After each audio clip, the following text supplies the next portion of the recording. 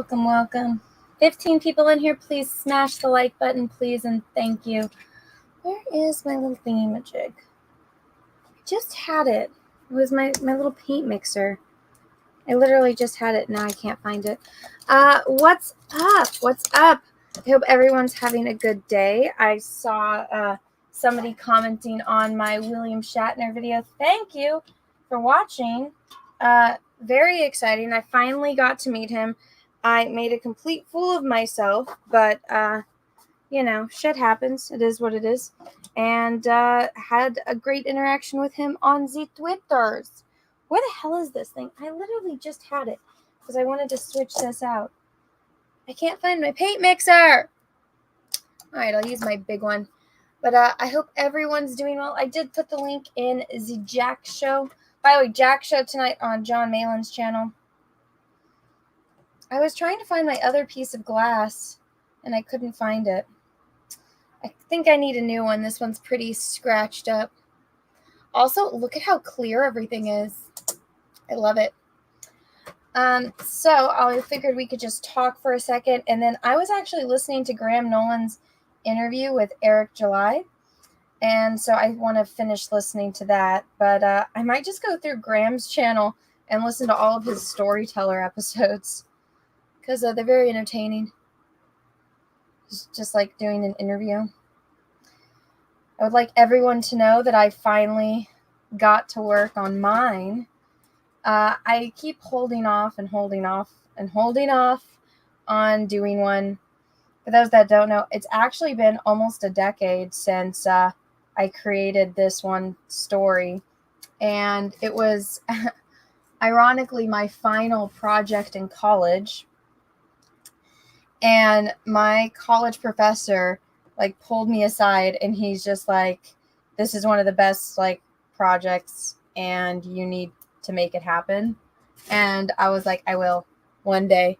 So he meant like a movie or a video game, but I'm going to try to make it comic or a graphic novel, I should say.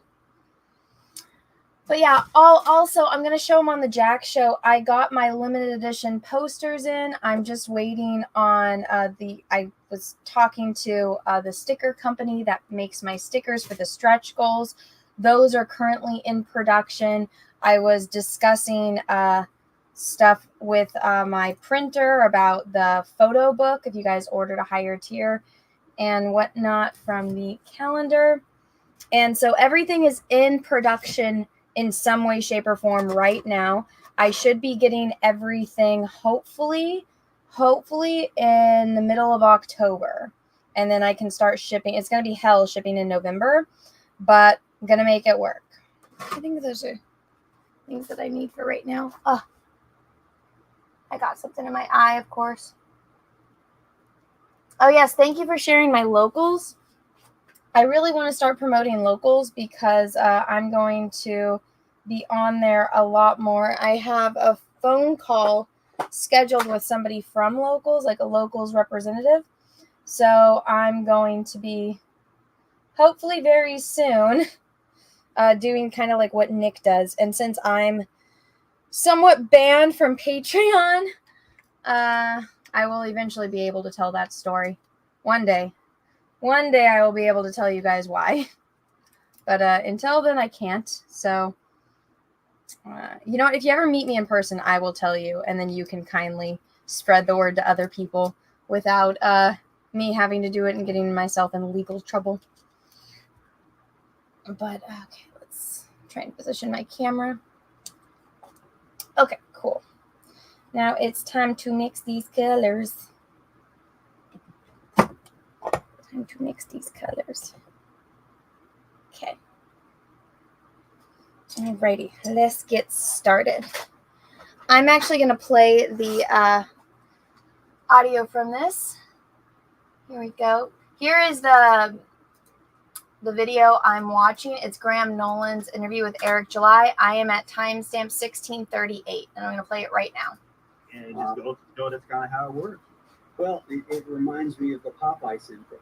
When Seagard created the Thimble Theater, it was all about the oil family, all the oil, castor oil. And then one story, they were going off on a little adventure and needed a sailor to get a boat for him. And that was the introduction of Popeye. And all of a sudden, bam, he takes off. And now the script is all about Popeye. He remembers castor oil. Exactly. That's how it works sometimes. And that's certainly where I would encourage other artists in any industry, for that matter. You got to roll with the punches like that. Sometimes, they tell you all the time when you're making an album, you never fall in love with a song because it might not even make the cut on the album. Because that's kind of how it works. The audience is going to dictate it, and you got to be, you have the creative freedom to do whatever it is that you want, of course. Right. But you never know. It'll be that one thing you thought, oh, just a little character I was going to kind of throw in there, mix them to be a side character, and the audience is demanding that, no, you need to bring them to the forefront. And you as a creator have to be able to read that room. Yep. Isom's my guy. I'm building my work, but all of a sudden now this other one is. Now you may have to shift the focus, and that's, I think, for me, one of the great aspects of Hello, Russell. Thank you for the super chat. That you 1 moment. Locked in. You can say you can build a framework, but you can always go around and explore new corners and stuff, and that's fun, I think. Oh man, it's a blast. I mean, because I'm already thinking about. Russell, thank you, super chat. Congratulations on meeting William Shatner. Did you get a chance to ask him what it was like getting to work with Gates McFadden in Generations? No. No, Russell. This is all stuff that we're already degenerate right now, because the audience has said that this is something that they've responded to, and it's an awesome feeling, you know what I mean? Because you put your heart and soul into this stuff. You do all this thinking and pondering on, and see the audience to respond like they did for the overall campaign, but also being intrigued by the characters already and design with the little information that they have. That's one of the coolest elements of that. Seeing people make their little theory videos and come up with like that. I love looking at that type of stuff and seeing people invested into it like that. Like that's what it's all about. That's why we do what it is that we do. Yeah, you create something that people so fall in love with that they're thinking about it. Yeah. And they have to express to you, hey, have you ever thought about this? Having your character do this, and you're like, I haven't. But damn, that's a good idea. Yeah. That's how it works. It's like they want to be a part of it. And I think it's amazing. No, most definitely, man. It's been a journey already, and I know once people get the actual book in hand going into next month, I think it's gonna be awesome. Hey, thank you, John F76 for the $2 super chat. Eric, the fan art for Isom is amazing. Your thoughts? Yeah, there's some insanely talented people that we've seen do fan art based upon the characters, and it's taking some getting used to see people do stuff like that. See like their version of your character that you created. Like, when I was at Anime Matsuri and seeing like the Yaira cosplayers, like I don't know if I'm ever gonna get used to that. Like, and it's really something crazy, man, to see something like that being done for me, and to see their passion, all these creative people and their passion kind of coming to fruition and giving their spin on the character you created is so cool. So the fan art has been awesome. Of course, as one of our stretch goals was, we're going to launch that fan art contest. I'm already getting that ready to rock, so hopefully we can go into next week with that being ready, and I'm really intrigued to see what everybody comes up with. One of the things I really dislike about Marvel and DC over the last 10, 20 years is their pandering.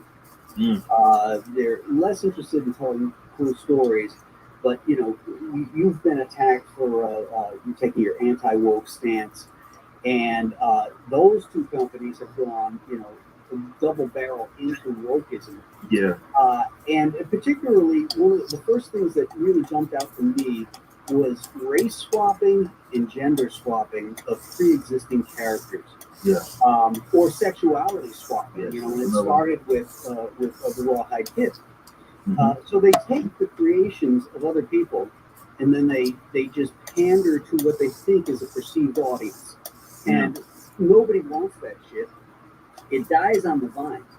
Yeah. And you said your first comic that you loved was Flash. Yeah. So Flash and superheroes in general, to me, are inspirational and aspirational. Do they need to be representational? Do they have to be me? Do they have to be white? Do they have to be black for you? No, it's like we talked about this with like Flash. Obviously, whether it was Barry or Wally or Jay, whoever it was, they're all white, obviously. And right. I still was able to find some way to connect with them or be intrigued, even as a youngster. Right. This is why I talk about the like whole representation, race, bull crap that a lot of people play. That's a learned trait, and it's some nonsense that unfortunately a lot of people, especially academics, are pumping into the brains of these youngsters and have them thinking that the only way that I can resonate with this character is if they are, or this person's story is if they're the same color as me, if they have the same sexuality as me, and that's just complete nonsense. I'm living proof of that with my favorite character growing up being Flash, and then as I was older, of course, Batman. So it's like I'm not white or anything. I mean, I guess I'm a little richer now. Yeah, I know, right? Newsflash, everybody. Newsflash. I thought it was the lighting. Yeah, right. Breaking news right here on Graham Nolan's channel. You guys are finally found out I am not a white man at all. But no, seriously, like it's like it makes people. I guess the reason why so many weirdos pump this information into other folks and have them believing this is because they themselves are shallow, right? So when you are that shallow, I guess there's nothing else interesting about you other than, and that's not interesting at all. And the fact that you are black or white or whatever sexuality, that should be the least interesting thing about you if you're not shallow. These are very shallow sort of people. And like you said, I love the point of what you're bringing up of being like inspirational and aspirational in the sense that, these people are meant to inspire. They are meant to, and we look at what a hero is, something that you can aspire to be. Right. Exactly. And that is a story that can resonate, or the concept can resonate with people of all demographics, ethnic backgrounds, economic class, all of that, certainly. And it should. And I guess at one point it did. I feel like we were over this hump for a while there, definitely going into the 90s, and then something happened after that. And we kind of went the other way with a lot of this. And you bring to the point that where you bring it with like a lot of this media stuff where a lot of the swapping is unnecessary, and in some cases it seems spiteful. Now that they've done it so many times, it was like, hey, we're making the people that we consider our adversaries aggravated at this by doing this, so we're going to do it and continue to ramp it up, even though, like you said, nobody actually wants this shit. Like that's just the reality. There's no like data even that shows that this is being supported to a degree that it should be. Like people look to us and what we have done with ISOM issue #1 and basically eclipsing, according to Comicron's own numbers, passing up the top selling graphic novel of last year in North America. We did that as guys just kind of came out of nowhere and did its own thing. That should be a wake-up call for the industry, but I'm certainly not holding my breath that those guys over there, definitely with the major indies or the big two, are going to be like, oh, how did this guy outsell us in graphics? I don't think they're thinking like that. But seriously, it's being rejected. Even more so, folks that have like tried to give these guys the benefit of the doubt aren't giving it to them anymore.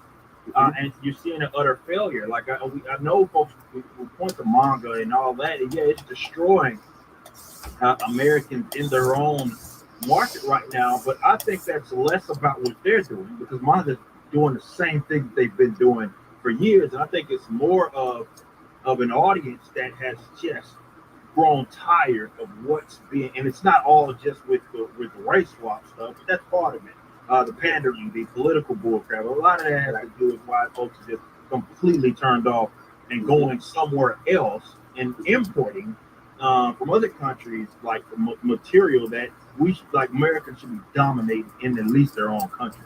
Mm-hmm.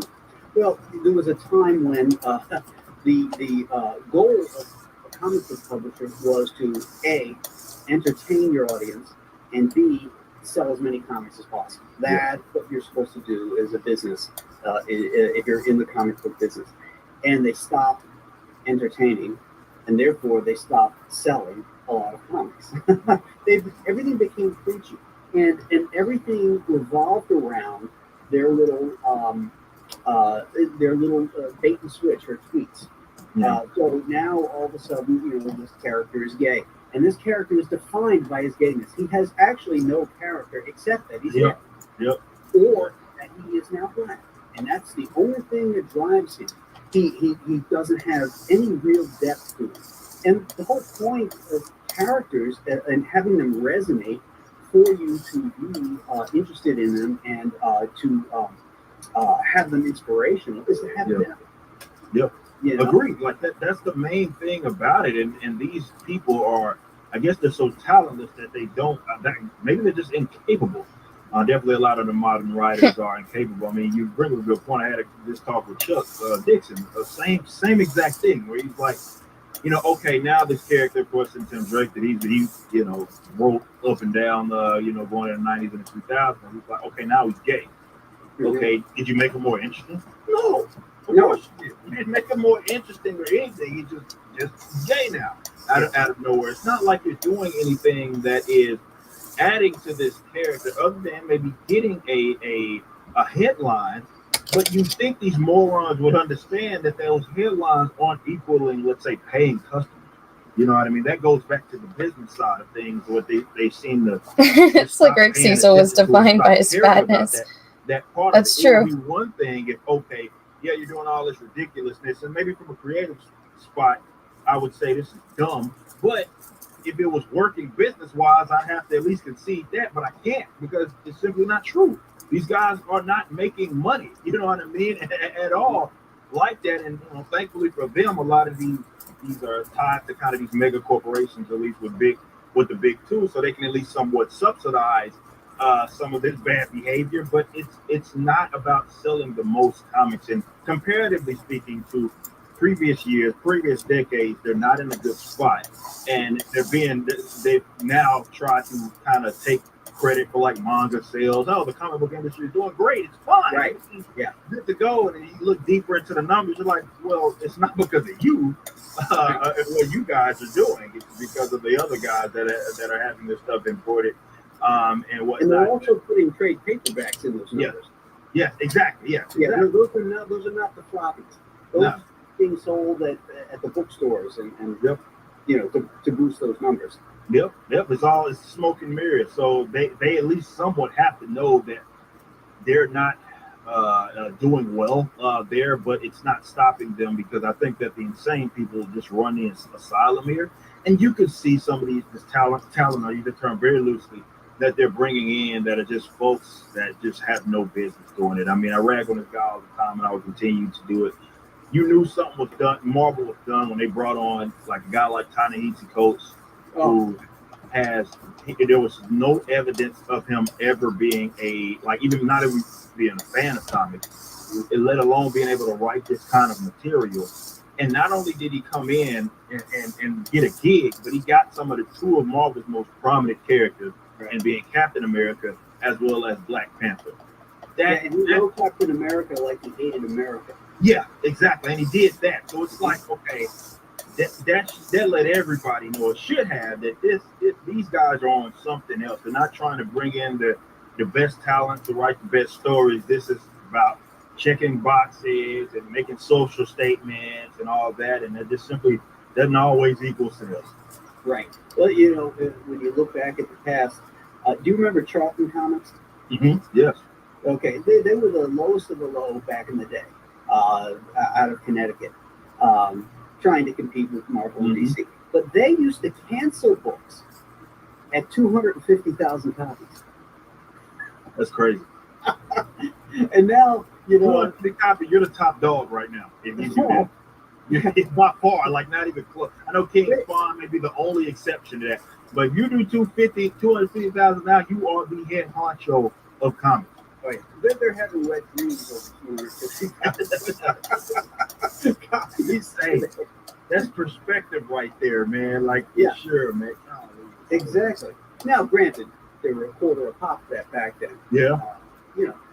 But still, I think that the publishing paradigm has changed, and the folks that watch our shows, the Comicsgate fans, they're dedicated readers and fans, and they're looking for the kind of stuff that we're putting out. Just great entertainment, great stories, passionately told. Yes. I mean, that's the whole stuff. That stuff all rings hollow, and yet, when you buy a Rippaverse comic or a Compass Comics, one of mine, you can tell. Maybe you don't love the story. Maybe it's not your cup of tea, but it was passionately done, and it was done with love and the intent of trying to entertain your audience.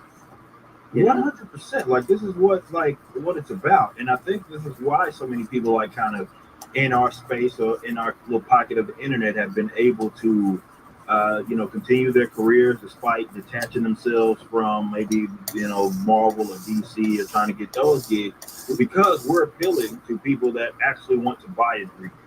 And I think those guys are trying to, like the big dogs and the major indies, are trying to write books for their peers and people that like, I don't know, agree with them maybe social politically, not actual customers, right? Not actual regular readers, not the guys that were going to be at the comic book shop every Wednesday with $100 to spend on.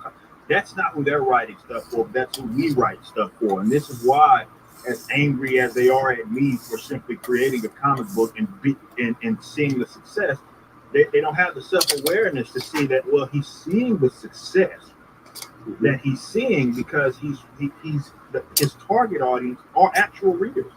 You know what I mean? Like actual people that may be readers or may at least be intrigued by this concept of what a comic book is about. And like you said, they may not like it, or they may not be, let's say, into that genre or whatever, but they're going to know at minimum that the people that are writing stuff actually care about this industry and care about this craft. That's absolutely. The Boo Rad 97, thank you, sir, for that $10 super chat. That's a good cigar. Hail, Mr. Nolan. Eric is GOAT as he keeps wrecking CBR brainlets. I hope you both are doing well, and don't forget to always be great. Be great. I won't forget. Will you forget? No, not at all. No, all right. Can't forget. Can't forget. But you guys allow us to be great. So there's that too. So, cheers to you guys. But I know you talked to Chuck, and I don't know if you talked about the blacklisting that was going on. Yes. That that the blacklist that doesn't exist, that they said. It's just a figment of everybody's imagination for sure. Yeah, but I know for sure because somebody at Marvel told me Chuck was blacklisted, and then somebody at DC told me I was blacklisted. So there it is. And that's all you need. Imagine blacklisting the guy that invented Bane. The thing is, just because it wasn't because of anything we did, any work we did, or anything that we even said in our work that would maybe go against their political or publishing mantras. It wasn't that. It was just that they knew that we didn't think the same way as them, and that was enough. And here we go with the new paradigm of crowdfunding, and a whole new world is here. I'm happier now. 39 years in this business, I'm happier now than I've ever been. I have more energy and love for the art form, and I just can't wait to get to work every day and work on the next story. And I talked to Chuck about that specifically because, and I'd ask him about that, because I want that perspective. Like, obviously, this isn't something that I've been doing as long as you guys have been doing. When I was growing up reading all of you guys' stuff. And it's like to be in the position that you're in now, even though you've been blacklisted, even though, like, you're kind of having to do your own thing, but just this element of like you mentioned, with crowdfunding stuff, as well as just what internet connectivity has allowed us to do, is like it feels that I can just pick up that energy that you guys are probably happier now than what you've ever been doing stuff for those guys, despite being blacklisted. And this just is what it, like, even with the Rippaverse stuff, it's tangible. It shows folks that, look, man, we don't really need these guys. You know what I mean? It's when I talked to Kevin Grievous, about you and it being a part of your project. Yeah. And all that sort of stuff, and to see people like like gravitate towards that, and like as you guys, they wanted to end your careers. Let's just call it what it is. They wanted to end your careers. They wanted to have it to where basically you can't do what you love to do anymore. Right. Yep. They want to hold power over you. Yes. And keep you from being successful in their little special club. Yep. That's what it is. And that's not what comics was about. You know, that's not what the superheroes are about, for God's sake. The irony of that, it just seems to be eclipsed by it. But hey, NRG Comics, thank you for the $25 super chat. That is indeed a good cigar. Sorry I'm late. Very excited to receive Two-Fisted Tales and to sign up for Ghosts of Matacuba Key and Isom #1. Planning on smoking the Fuente Hemingway. Oh, nice. While enjoying each. Well played, sir. Shut up. Are you a cigar guy, Eric? Nah, I'm a straight edge guy, so I don't do anything but drinking spring water. Anything but drinking. Yeah, anything but drinking is basically what I do. That's my thing, man. So, I don't know if the world will be ready for like a guy, a ripper that's buzzed. Man, that could be trouble. That could be trouble. You know, when I called Kevin about working on Giant Size Two-Fisted Manly Tales and all the other writers and artists, you know, they were like so excited to be doing genre stuff that nobody else does. Yeah. You know, just tales of men being men, and even on the verge of being ridiculous. You know, Yeah. those are like that sometimes. You know. And they were all really excited about doing that. So I was really happy to do that book.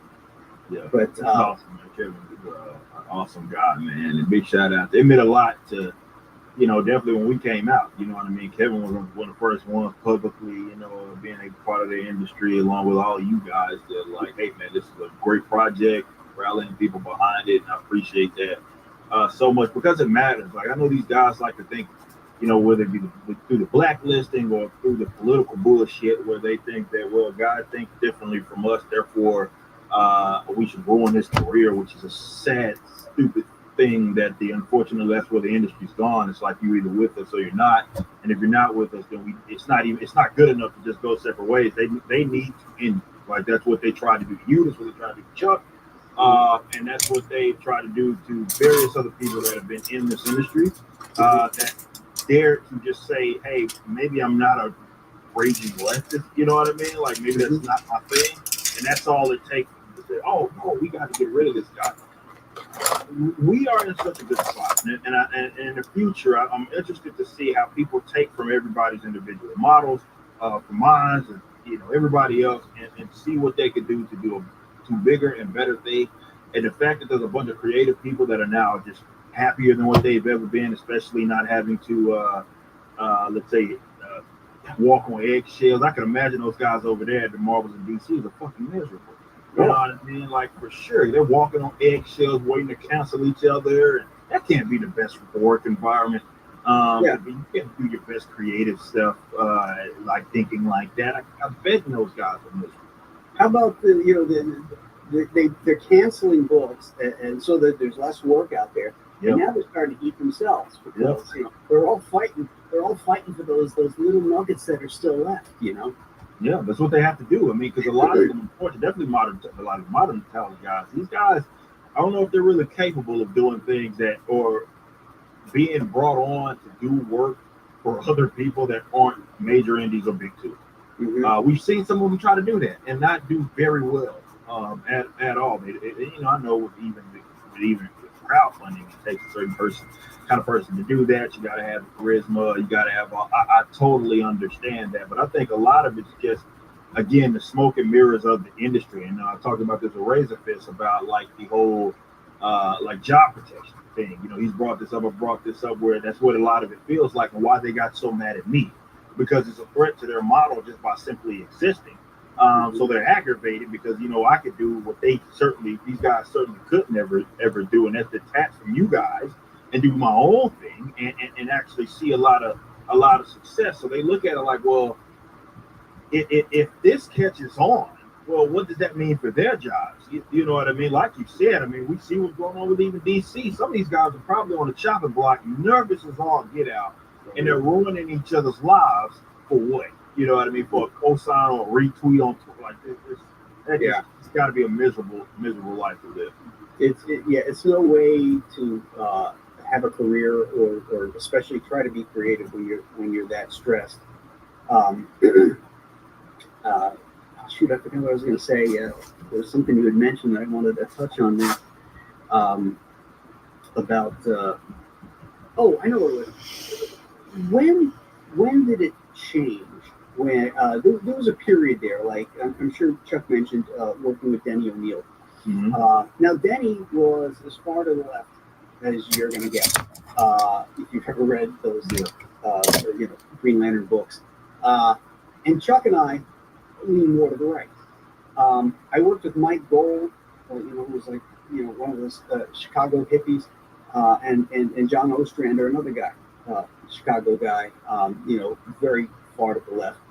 And John wrote stories that were very left-centric. When I was working on Hawkwood with him, he wrote some stories about abortion clinics and all that kind of stuff, which goes against my own personal beliefs. Right.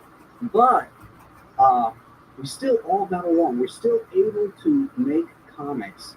I did bring up some issues I had about that kind of stuff, but we could talk it out.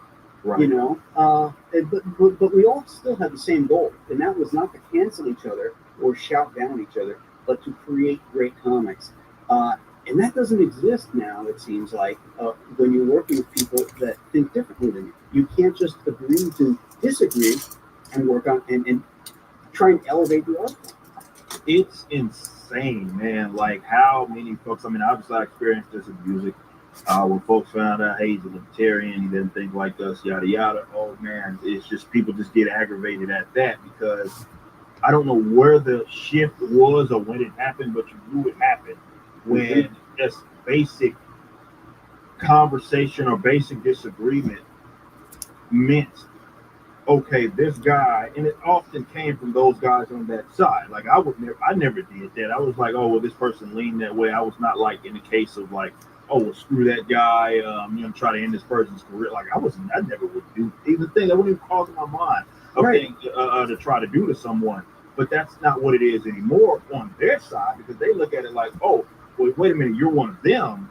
Well, it's not enough for us to disagree. We need to cancel you. We need to try to ruin your life. We need to try to ruin your career. And it's like, again, now they've cultivated that culture now, and this is why you kind of have this.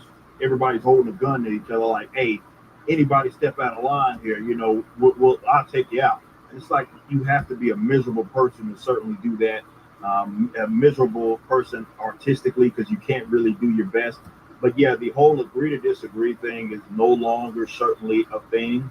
And I'm like, okay, if that's how they're going to act, fine. I think the beauty of what it is that we do is that we don't have to answer to these weirdos anymore. And I'm also finding out how many talented people there are that aren't raging leftists that, I can give money, I can give some talent, I can give some, some jobs, commissions too. I'm all about that anyway. You know what I mean? So cool. We have to roll with the punches because they, for whatever reason, they hate our guts. Okay, cool. Let's just act accordingly. We'll just have to keep going. But it shows that our side actually cares about the media, right? Mm-hmm. About comics. That's what we're talking about here. We care about that. They don't. For them, it's just a vehicle. This is why they can get so nasty. It's just a vehicle for their like political or social views, and that's it. Anything that threatens that they feel threatened by it, and they have to get rid of you. Well, the best revenge is success. 100%. Oh, I'm finding that out real fast. Alex Oka, $4.99 super chat. Thank you, sir. What kind of advice would you give someone creating their own crowdfunding project? I'm 24 years old. I'm 26 pages into my book, and I'm going to crowdfund. Well, good for you, Alex. That's great. Yeah, that's it. Everybody has their own way of doing things, man. And I mean, obviously, we're supposed to be in Comics Gay as well. Everybody has their own way to kind of raise the funds to fund the project. You know what I mean? And I've been very transparent about like what it is that I look. Not everybody's gonna have $200,000 to kind of spend money to make something happen like what we did. But the whole crowdfunding element has introduced it's changed the game. It's changed the game. I don't think the market's even caught up yet. It's changed the game.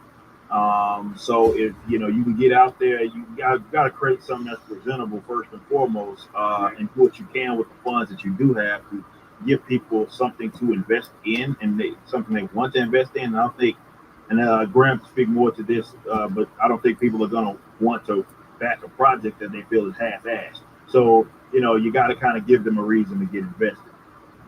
No doubt about it. It has to be quality. Just because you have a platform to crowdfund on is, as we said earlier, it's no guaranteed success. And I'll go even further and say that even a good quality project is no indicator that it will be successful. There is so much work involved, and you have to be ready for that. And a lot of that work is involved in marketing, in presenting yourself. And one of the differences in crowdfunding versus buying something from a retailer is the interaction between your buyers, your backers, and you. It's a firewall that's been removed that was always there. There was the publisher and their talent that they paid you a pittance for to do. They didn't want you interacting with fans. But now you can interact directly. My email is right on my campaign pages. Anybody has a question, they can reach out to me. So it's very important to get your face out there, get your personality out there, and let people fall in love with your work and yourself. Would you agree with that, Aaron? Oh, 100%. I mean, that's being personable. That's why this thing works so well. I mean, I know I've been in this kind of public space forever, but I'm not I'm not oblivious at all to the fact that had a lot to do with why people wanted to get involved, because they knew who I was, and from other projects they built their rapport with the audience. And that's the thing that you have to kind of learn to do. You know what I mean? Because people, and it makes all the sense in the world now why people are paying more attention to where their dollar's going. Like they want to at least know who they're dealing with, because, well, we deal with like comics right now, Hollywood now. There's a lot of people that are calling themselves creatives, I guess, that hate their audience, take their money, but they hate their audience. They tell you straight up, I don't like you, you suck. Oh, yeah. You didn't vote for the guy that I wanted you to vote for. So people want to, the advantage that we have with the direct line of sight with the audience is they can get to know who you are. And this is why being upfront with that as much as possible, definitely initially, will do nothing but benefit you, because you are you. Like, this is why this is fun. Despite me working nonstop, you know what I mean? Every freaking day, Monday to Sunday, I am working. Right. But I'm okay with that, because I'm not out of line. Like, I'm not doing something that isn't me. And even when I stream, like, it's what you're seeing is exactly what you're getting. You're working right now. Yeah, exactly. Right now, this is what it is. This is exactly what it is. You're 100% right about that. And I'm okay with that. You know what I mean? And the audience getting to know me has just been such a benefit to what it is that I do. And if they like you, they want to invest in your projects and all of that. And like I said, good on them for wanting to pay more attention to that sort of stuff, because you kind of got to. I would love to get beyond that, where we do move to a world to where people don't have to worry about that, because we got to adjust. Right now, that's not where we're at. These are as a lot of folks that just simply hate their audience, and you show them that you don't. You value them as customers, and you'd be surprised how far you can get just by following those sort of principles. Oh, absolutely. It's it goes back to a used car salesman to a certain degree. If you believe the guy and you like the guy, you're more likely to buy something from him. Yeah. And if you're a jerk, who wants to support a jerk? Exactly. So there's a lot of people in our business that are that way. And going back to another point of some of our colleagues that are working for the big two these days, they feel stuck there, because if they're artists, they may not be writers. Okay, now certainly you could, and if you're a writer, probably not an artist, so you would have to hire Oh the other shit! end of that. This light is like team. making everything But blurry. then there's all the stuff we just talked about, the work that goes involved. Because now you're not just a writer. Now it's too dark. You're a publisher. You're a trafficker. You have to traffic your Actually, art. let me and see you something. have to hire letterers. You have to deal with publishers or printers rather, and shipping, and then distribution. All of these aspects now you have to do, which DC or This Marvel light's used to bad. do for I you. need to turn on my other light. And I think a lot of people are overwhelmed by that, or they just don't have the skills for it, or they're lazy. No, I think that's the biggest part of it because it's not an easy thing. I mean, I obviously know They're that, lazy.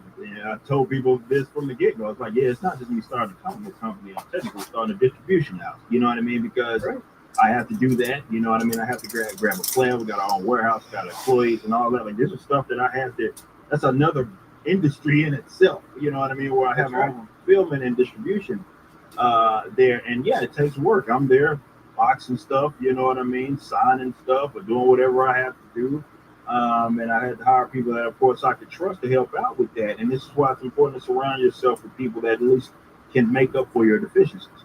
You know what I mean? You have to do that, and it is a lot of work. And I think a lot of folks go into it, and I don't know if because that's how it's been, thinking that any old Joe Blow can kind of just do it, and it's just man. You'll be in for a very rude awakening to see how much work actually goes into this, and it can be fun. You know, I like seeing this thing come into fruition because I worked my tail off to get to this point. So to reap the benefits and be in a position to do what I do, I love it. I love seeing that process, and I also want to be transparent about that. Maybe it'll help other people, but this is a lot of work, man. The more successful you get, the more work it is.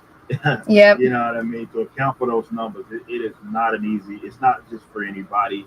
And if you can't do it, this is why you make sure you surround yourself with people that you can trust, that can make up for whether you may be deficient. Mm-hmm. And all that work is worth it because it's for you. Yes. You're building your business as opposed to giving up your creations, your characters to publishers that now own everything, just for a page rate. I mean, you know, when we did back end math, we discovered what DC was making on Bane and what they were paying us. It was like, Jesus, you know, we have got to own our own stuff. Yeah. You know, and the irony is it sucks. You know, that sucks because. And I talked about that. We have some guys I haven't announced yet that are part of like some of the future Riververse content, and I know these guys are former Marvel DC guys as well. And I know these guys have been getting screwed. You know what I mean? Because I'm the one looking out for them, and they looking out like I just want to be a part of the project. I'm like, well, let's talk about your royalties here. You know what I mean? If you are introducing a new character or whatever, like if you're gonna belong, I want to make sure that if the character appears in a movie or action figure or something, I want to make sure you get some money. They ain't even thinking about that because they so used to getting screwed over or not getting the royalty in the first place, if that's even the thing that they get, or the page rate sucks. So it's like, you know, I've learned that really. I'm like, why am I paying better than freaking these other guys for their work? But you know, to me, I think it's worth it. I do think that there's a business overhaul that needs to happen, let alone the creative stuff. I think on the other stuff, now, a lot of this stuff doesn't make any sense, and it's left its creatives broke, which is why it's hilarious when people get up. Well, not my customers, it's the weirdos. Y'all, he's selling a nice 6-page book for $35. They're like, well, everybody's paid as well. Maybe you should be charging what I'm charging, not me trying to adjust to you. That's not right. But why should I try to imitate a business model that's failing? Yes. That two corporations are running. You know, they're let's face it, they're up to like what, $6-7 for a 20-page book. I know that big deal when DC moved up to like $5 and $6. Like, yeah, they're getting up there. 20 pages. Yeah. So that's with ads. So when you got 20 pages of story, that's $7. Okay. So and it's printed on relatively crappy paper. Yeah. So now you've got, let's see, $14 will get you 40 pages. $22 will get you 60 pages, but that's filled with ads. Yeah. Too. You know, so really the price point is not that far off because you're getting a higher quality product with no ads Yep. And you're supporting small business. Yep. It's a better. It makes more sense. A lot of this industry and a lot of what I did, even on my website, you know what I mean? There was a lot of asking the question why, you know what I mean? This is how I work with business. I'm like, okay, I understand that everybody else is doing this thing one way, but why? Like, I get, okay, if I can if it makes sense, it makes sense. But if it doesn't, I'm not just gonna do it just because everybody else is doing it. That's not my thing. And I think if more people thought like that, well, we wouldn't have an industry. And to your point, that has facilitated. It's a failing industry, but it's facilitated more. More importantly, it's facilitated broke creators. That's my thing. People that have done great work, that have done more so work that has amounted to a lot of funds that they've seen a fraction of. You know what I mean? And that's my thing. It's like, why on earth are we trying to mimic their model when you guys are worse off? You know what I mean? That just doesn't make sense.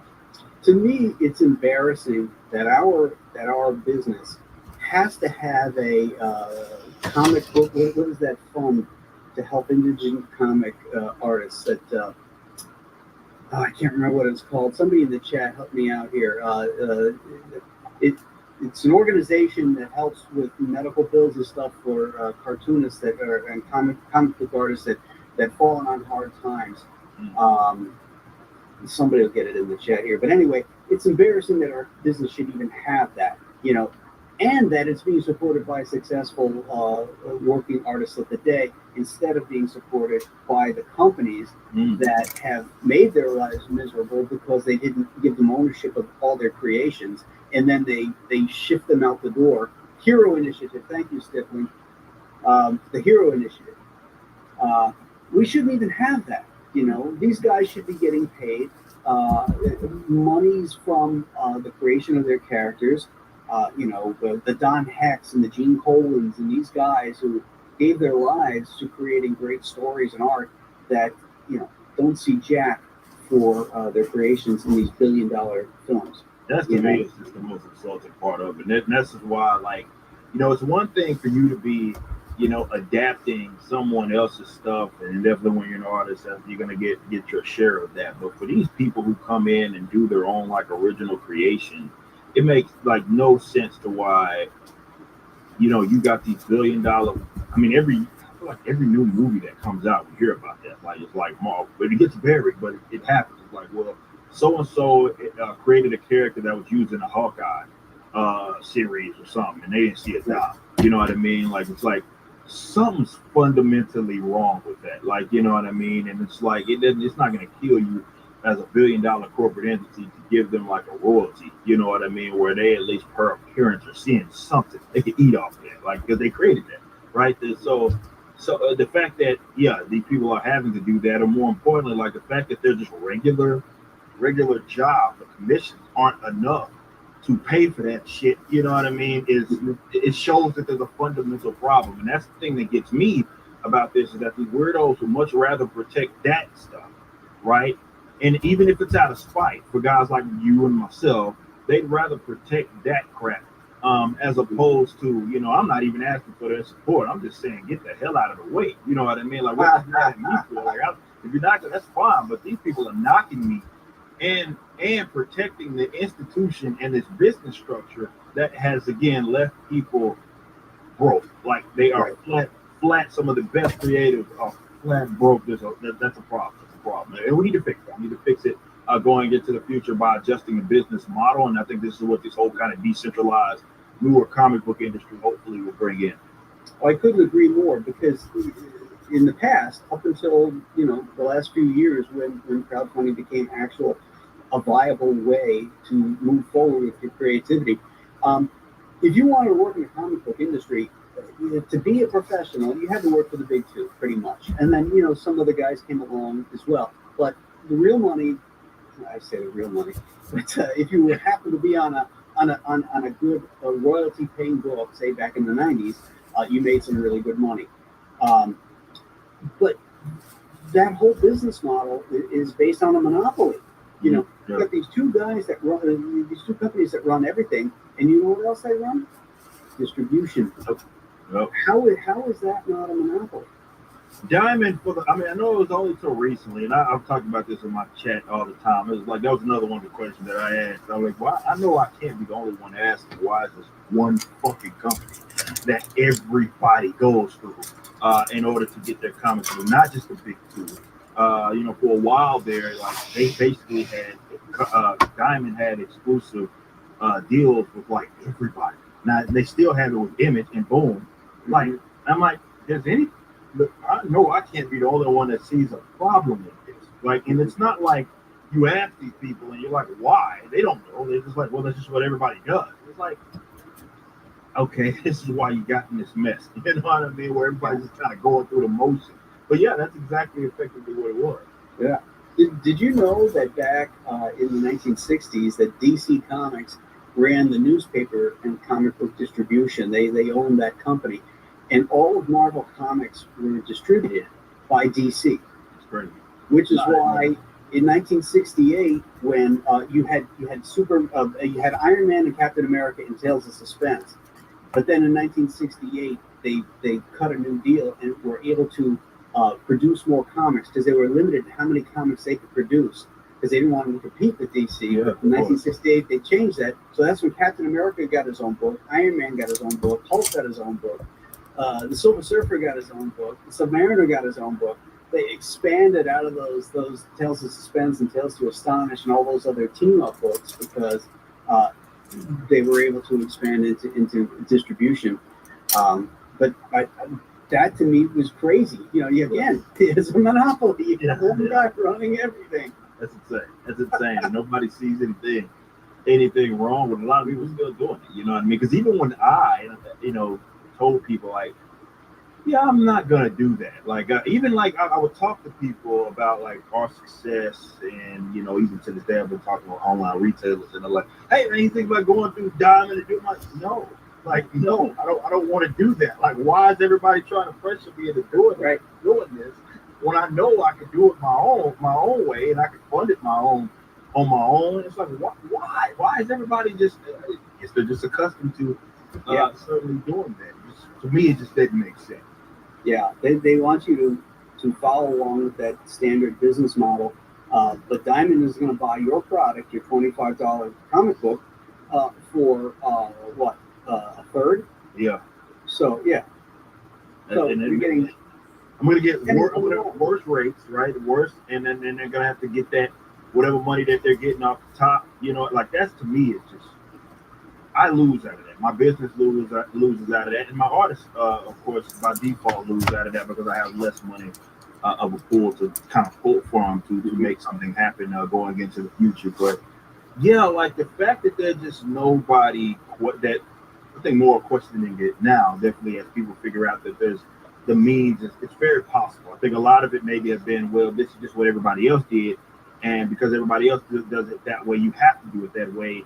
As opposed to looking at it like, well, maybe there are alternatives, and it might not look the same way the next person that comes up with an alternative looks like. But that's cool. That's perfectly fine that some people may do it that way. I think that's the beauty of this decentralized sort of industry is that maybe there's a way that everybody can do it. You know what I mean? Well, here's a great question, Bob Gable. Thank you for that $4.99 super chat. What do you think of Billy Tucci going into business with Diamond again, putting She in stores, good or bad? Billy knows what he's doing. He's been in independent publishing since the early '90s. So if he thinks it's a good idea, then it's a good idea for him and his business model. Is it a good idea for me? I don't know. Right now, I think not. But Billy has a lot of connections there with Diamond, and maybe he's cutting a good deal with them. We just don't know. But I do know that if he's doing it, then he thinks it's a good deal. And that's again the point about the decentralization is that's the point. You know what I mean? It's not about doing things just because someone else is doing it, because that might not make sense for your business model.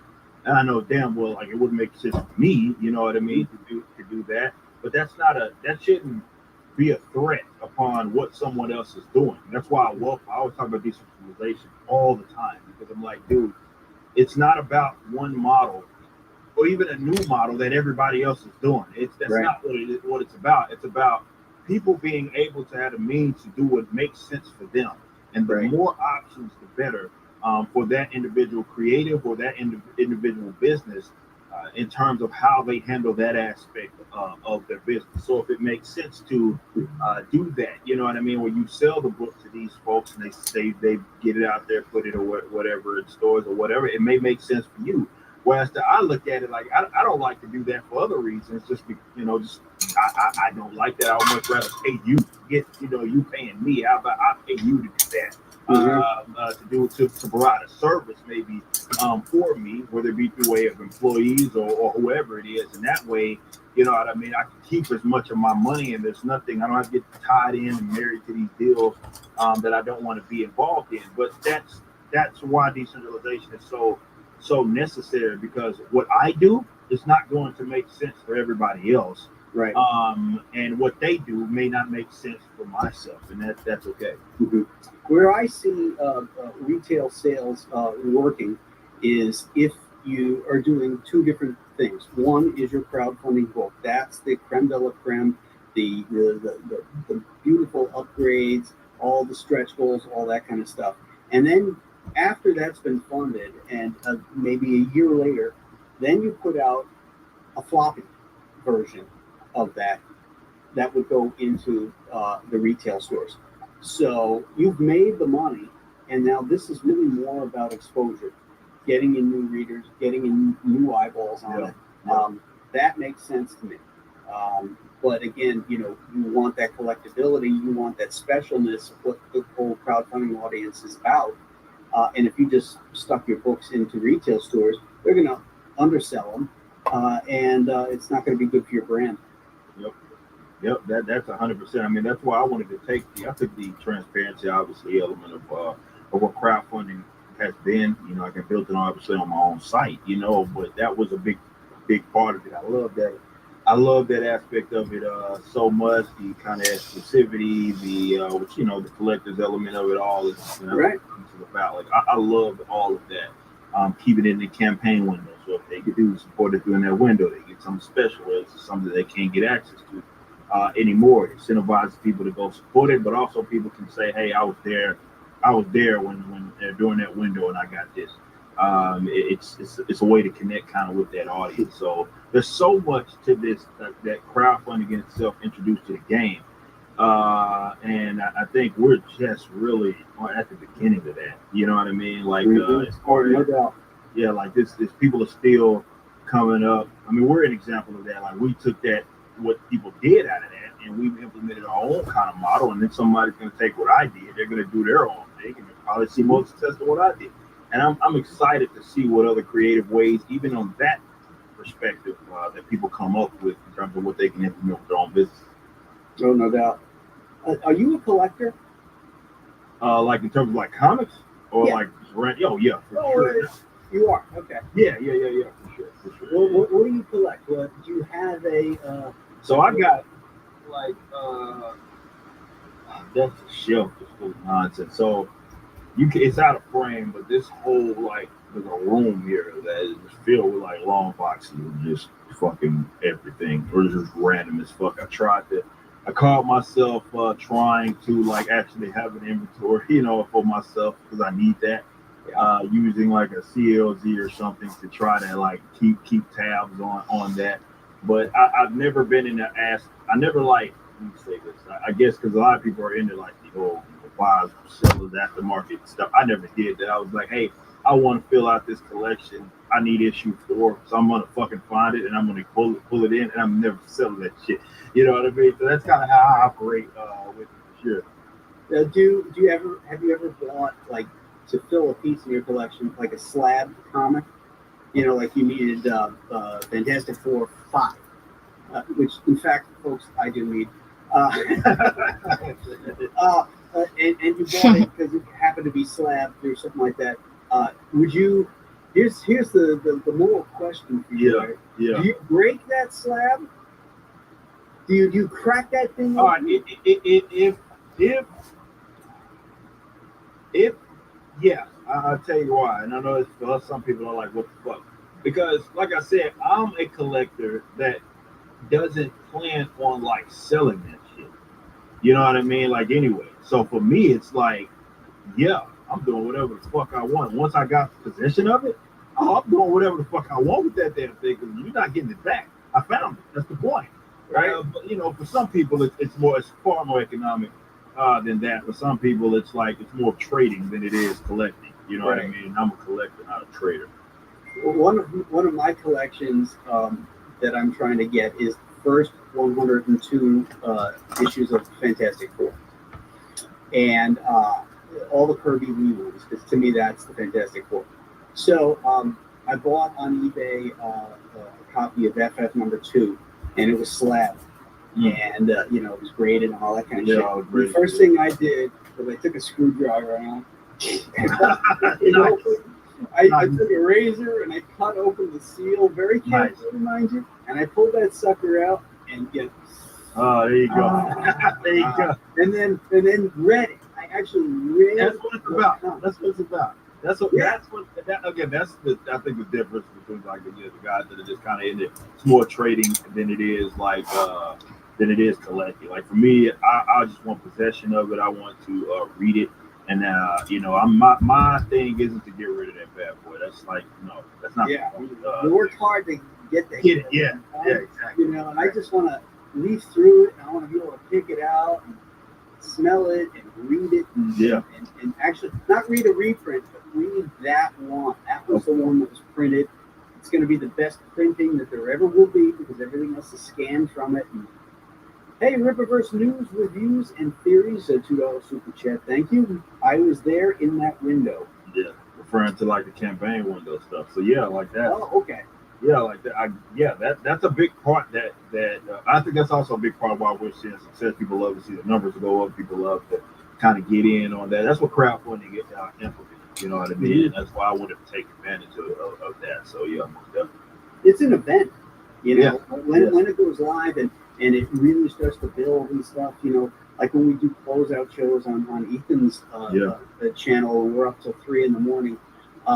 The folks watching and us, we're watching the numbers go up and everything, and it's just so exciting. I think for everybody involved, because we're all in it together. We're all in the game, That's what works, man. That was what. Let me pause this for a second. Hello. Hey, how are you doing? I'm good. I'm sorry you were back there for a while. Yeah, I was just painting. So, it's never a problem. I was just doing what I always do. Sitting here painting, listening to Eric and Graham talk. So.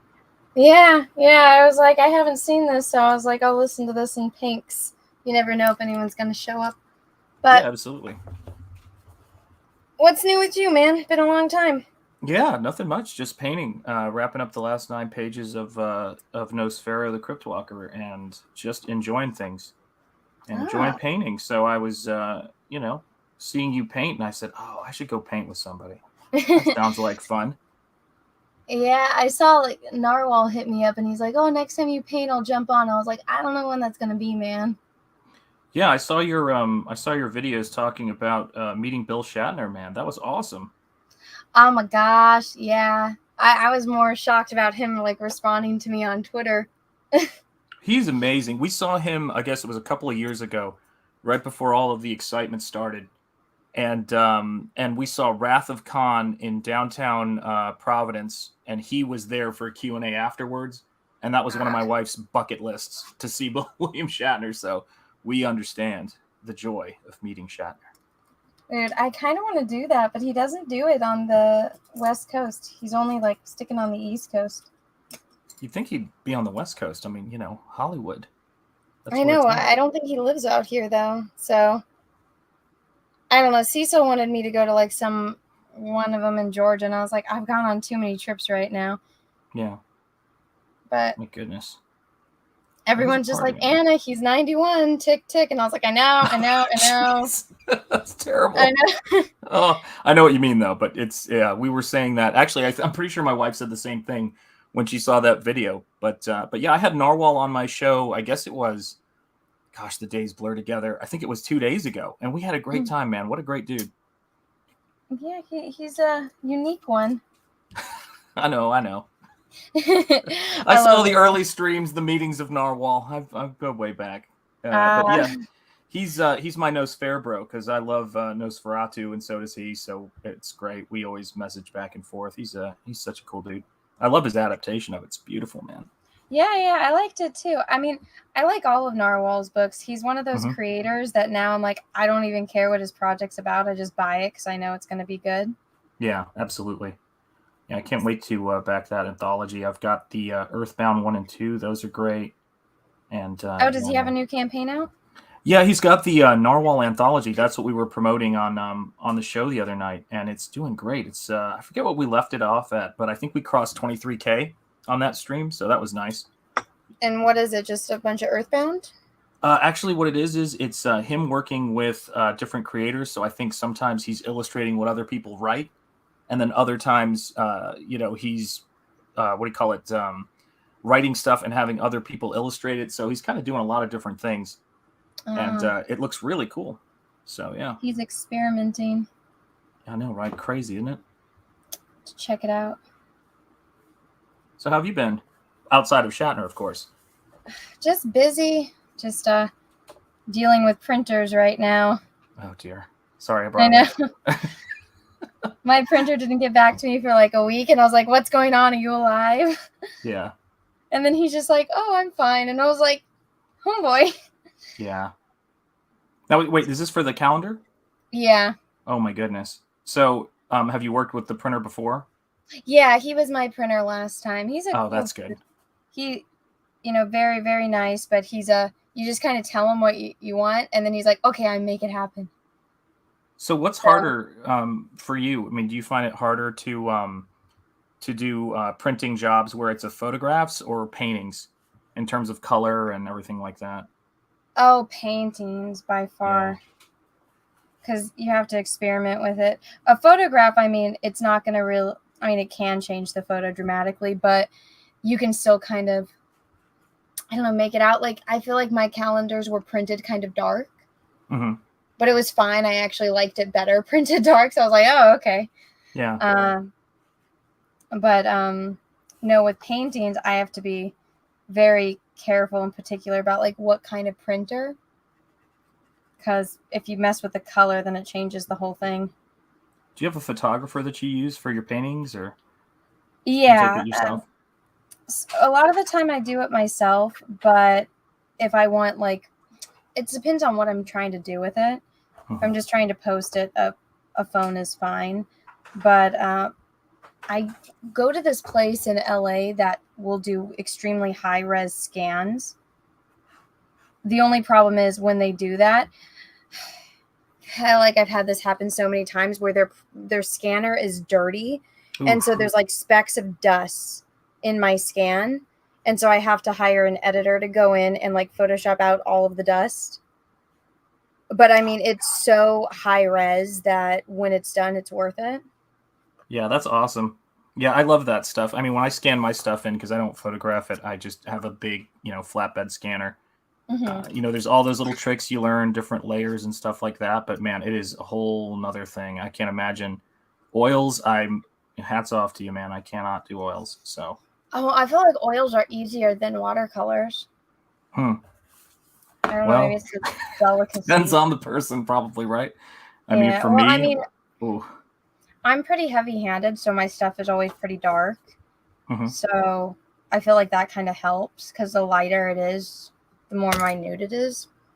So anytime I've done like watercolors, I don't know, I feel like it always came out better when I took a photo on my phone than it did scanning it. Yeah. All right, let me shut up. So, you can put that back on too if you want to. We can just sit here and paint. You don't need an interrogation when you're trying to have a painting stream. I don't know. It's your call. I don't mind. People usually like it better when I'm talking, but I'm like, when you sit here for hours upon hours, it's like you run out of stuff to talk about on your own. Oh, yeah, I hear you. How many pages do you have left to paint? 9, and I'm almost there. So, yeah. Yeah. Did you paint the book in order, or are you just doing it by what you want to do? More or less, I'm painting it in order, but you know how it is when you're trying to think of a scene that comes up next, I usually will if I'm a little worried about a scene coming down the way and like what the color palette's going to be, I'll do like a page of it just to figure out what the color is going to be. But other than that, I try to go in sequence because, you know, it goes bad if you don't go in sequence.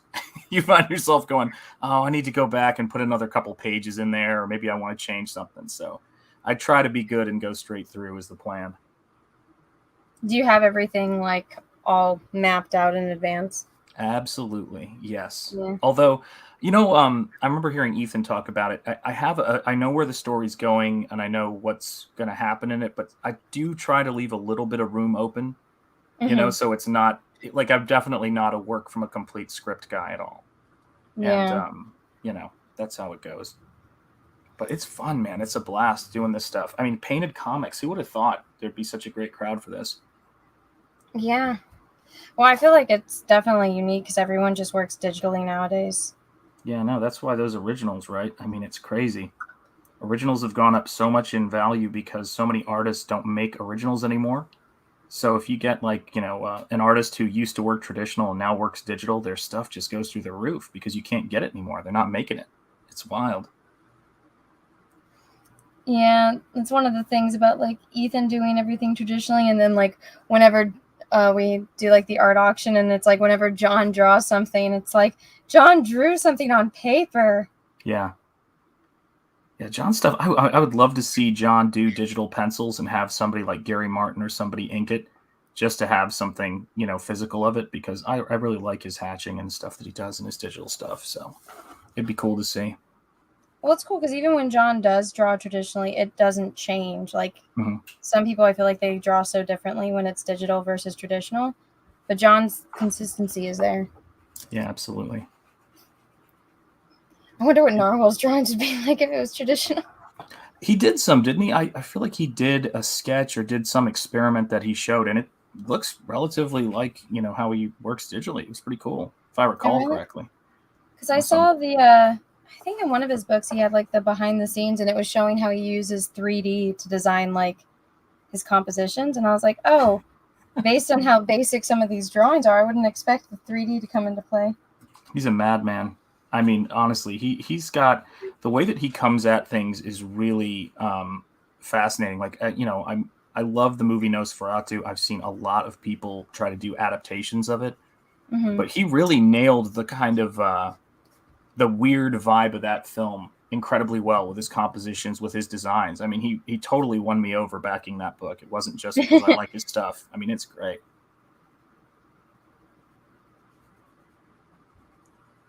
Yeah, I like vampires and stuff like that, so I got all those prints for it, and so I already started decorating for Halloween, so I was like, oh, cool, these can just go up for Halloween decorations. Yeah, I love Halloween. It's my favorite holiday. Let's see. You did one of the prints, right, for Nosferatu? Oh yeah, I did. Yeah, Gabe and I both had. I think it was was it 2 prints or a double-sided print? I think it was, and Gabe was on one side, I was on the other side. So yeah, my brother Gabe and I did one, and that was to do a to be commissioned to do a Nosferatu piece on the 100-year anniversary of that movie was just awesome. It was such a great thing, man. I never saw it coming, and it was a dream come true. Bucket list item. Yeah, I forgot that was public domain. I'm like, I feel like there's going to be a lot of those movies coming out. Kind of like how the Winnie the Pooh is public domain now. Have you seen that? That's terrifying. I saw that. I was like, I didn't need that. Now I'm going to not be able to erase that from my head. I didn't need it, but I kind of want to watch it. Oh, yeah. I'll check it out. I'm not a horror movie person, but I was like, this is so bizarre that it might actually be pretty good. I mean, you know, it's interesting because we tried to show and talk when we were promoting Narwhal's Nosferatu book, the movie, and apparently it's not copyright free. That basically, I think that Germany, even though it was an illegal film, it's so weird. They have the copyright to it. So if you try to play it, they'll take your stream down. And I have not figured out how that works exactly. Because, I mean, fighting it? We tried playing it on Ethan's stream, and every time we hit play, we got booted. It was really weird. That's bizarre. Isn't it? 1922. I mean, come on. I'd fight that. I'd throw a tantrum to them. I'd be like, you bitches. Well, the YouTube copyright system is so broken. It thinks I own the original Batwoman trailer. So I Wow. have the ability, if I wanted to go flag every single person that has that Batwoman trailer. So wait, are you saying that you could stop the Batwoman trailer from being on YouTube and you're not using that? I'm concerned. No, I could get money from everyone that has the Batwoman trailer playing, including, what is it, CW? Oh my God. Like, I that's could hilarious. copyright claim CW for the Batwoman trailer. You have the Batwoman cartel all sewn up. That's what it is. Apparently. That's awesome. It was So, the most yeah. random thing. Good job on the changing to that Star Trek girl 1966, by the way. You know. I had to. William You Shatner. have to. That's the awesomest thing ever, man. Oh, When that's William so good. Shatner tells you to change your name on Twitter, you change your name on Twitter. You have to do it. He's the captain. Exactly. So now, how long have you been into Star Trek, though? Like, was that like earliest memories, I'm guessing? No, Star Wars was definitely earlier. I was told that if you like Star Wars, you couldn't like Star Trek. So I remember my dad trying to show me the Wrath of Khan, and I sat in front of the TV and screamed. Yeah. But then I don't know. I looked really cool, and my dad was watching it, and I sat down, and I was like, I like this. We had it on VHS. The first episode I ever watched was Devil in the Dark. Wow. And I was like, this is really good. Yeah, it's great. I got introduced to it late, actually. I saw, like everybody, my generation, I saw so I'm 46. So I saw the, quote, Wales one in the theater. With family. That was a big deal, and we just thought that was the coolest thing in the world when I was a kid. And then I saw Undiscovered Country in the theater. And then I think when I went off to college and I met my wife, she was a massive Star Trek Next Gen fan, and she introduced me to it, and she was like, this is the greatest thing ever. And I was like, I feel like it's just Star Wars with talking, Yeah. And she was just like, no, you got to watch this. And then I got totally into it with her, and I think it's just, such an amazing vision for the world. And so, yeah, to then get to see, oh my God, I don't know what that. He sounds way younger than 46. I love when I see things like that. I'm like going, thank you. That's right. But I feel every bit of 46. Let me tell you. Oh no. But it's great though, to see, to get to watch with our kids. Star Trek Wrath of Khan in the theater. You just realize these things were done so well. These movies were so dramatic. See, didn't Cecil do a review of that, like a re-review of Wrath of Khan recently? I feel like he did.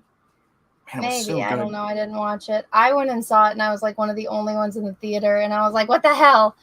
Yeah. No one here has taste. Yeah, it's incredible stuff, man. So good.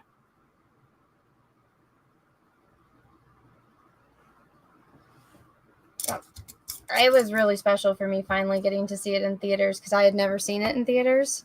Mm-hmm. Or I had never seen any of the original Star Treks in theaters. So I was like being a little kid in a candy store kind of thing. Yeah. I missed that one in theaters. And I think when you see those old model shots with the ships, you realize how good those artists were. Man. It's just to think about those things being miniatures and them filming it and all the crazy stuff they did with, with those liquid shots they would use for being, inside of all of the various, space anomalies they'd go into. Oh, yeah. What was the one called that the they Nebula? go into? Nebula. God, I can't believe I couldn't find that word. But it's, that stuff I want to, one day I always think, I want to paint a nebula. That would be so fun. There's this one artist, her name is something Spock on Instagram. She uses dyes and she paints the she usually just does portraits, but then she started painting the ships, and so she painted one of the nebulas all with dyes. Whoa.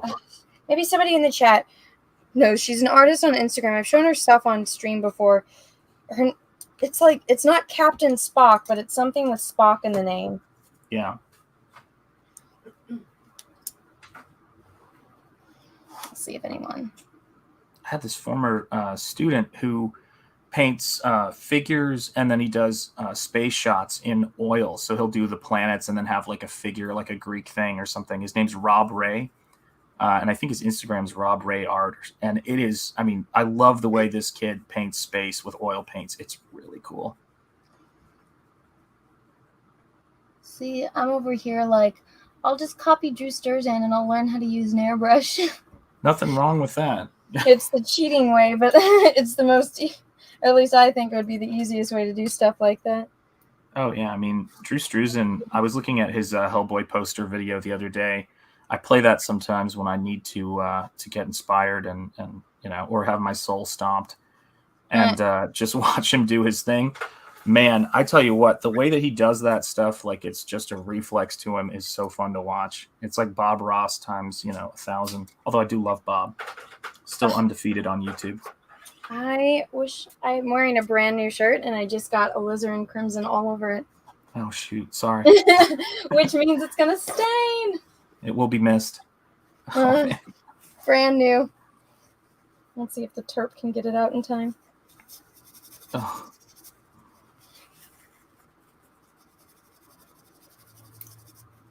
Oh, damn it. I think I made it worse. Guys that don't know. I'm sorry, man. Certain oil colors stain more than others. Yeah, alizarin is not a fun one to get on a shirt, that's for sure. No. Oh. I'd almost rather have black on here. Mm-hmm. I've gotten to that point where when I get, you know, paint on clothes, and it's not, I'm not proud of this, but, you know, we're amongst friends, where you try to mix the color that you can paint over it to make it blend in. Yeah, I've done that with acrylics before, and I'm just like, oh, no. I was like, all right, fine. What color are these jeans anyway? All right, we're going to do it. We're going to paint it. We're going to be that dude. But yeah, that and, you know, gesso too, man. When gesso, if you don't notice, like I was gessoing a canvas one time, and if you don't notice, you've got gesso little, you know, flecks on your clothes. It's like sometimes that stuff gets in there, and it's just, there it is. Well, I paint with black gesso, so you can kind of see it. Mm-hmm. Like a little bit better than the white gesso, at least in my opinion. But yeah, I don't know. I hate using it. I always buy canvases that are pre-gessoed just so I don't have to deal with it. Yeah, that is definitely the way to go. What kind of black gesso do you use? Because I was thinking, I did this painting. Oh God, what would I paint? It was of Phil's character, the Masquerade. I used a black gessoed canvas for it. It came, you know, from Michael's, and I was just curious, what do you use to do it? Do you water it down? I use golden black gesso. Okay. Does it take away the canvas texture, or is it? If you sand it down, no. Like this one, this canvas I'm painting on was prepped with that gesso. Oh, okay, gotcha. So no, it just depends on how thick you paint it. I'm gonna go run my shirt underwater, so you get to hold the fort down for a minute. I will be back.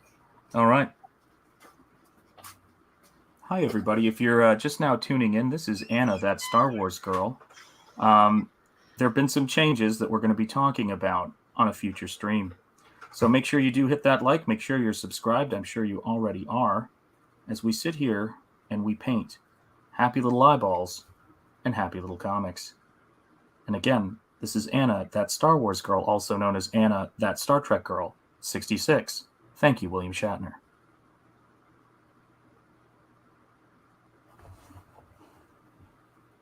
So for those of you guys, let me zoom in a little bit so you guys can see. Doug, you just killed me.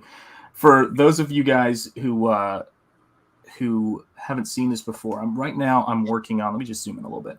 I'm working on a tree branch right here for one of the pages of Nosfera the Crypt Walker.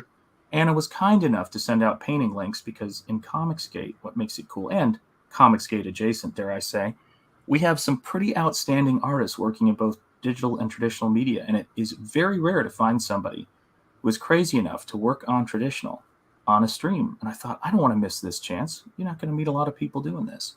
So we thank her for having us on. All of us crazy people.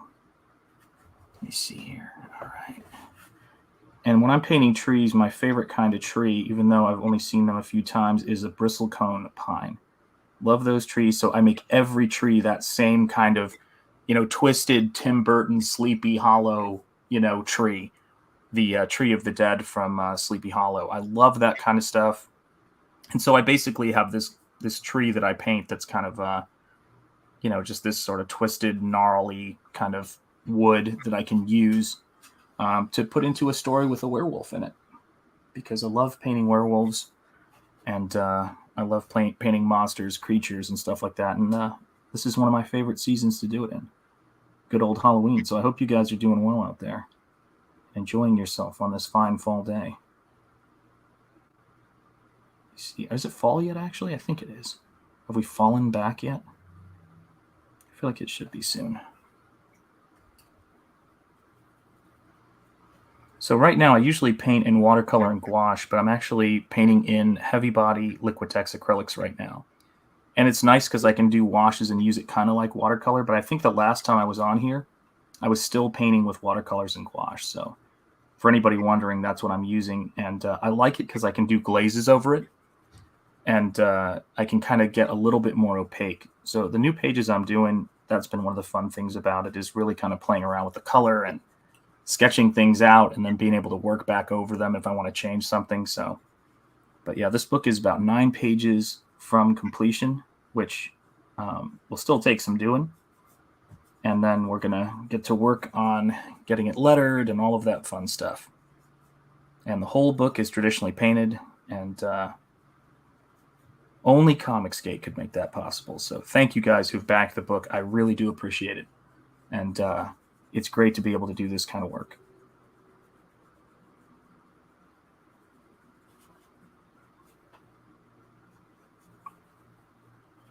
Let me see.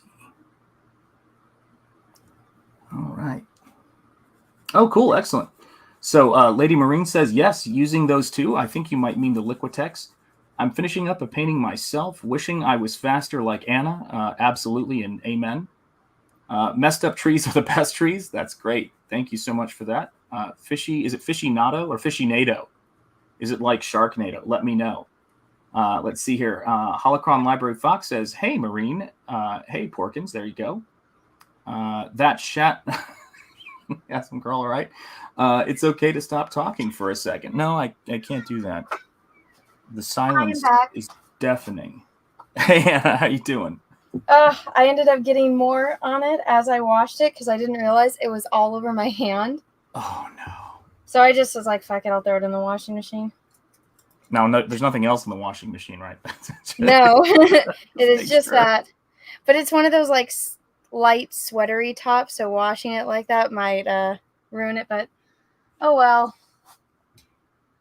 This is why you don't wear nice clothes to paint. But what have you guys been talking about? God knows. Everything just became a blur. There was strobing. I don't know what happened. No. No, I was just talking about using. I now switched to Liquitex heavy body acrylics, and okay. Because I still do washes, but I just like being able to go back over and the the ability to glaze a little bit more and just to get the values darker quick and then pull those highlights out. So that's been one of the things I've been doing lately, but probably a bunch of nonsense. I also introduced myself to anybody just tuning in as Anna, that Star Wars girl, and I said there'd be an update as to what was happening later. Oh, okay. So. Well, I got oil paint on my brand new shirt, and it has been washed, and now I'm painting an eye. There you have it.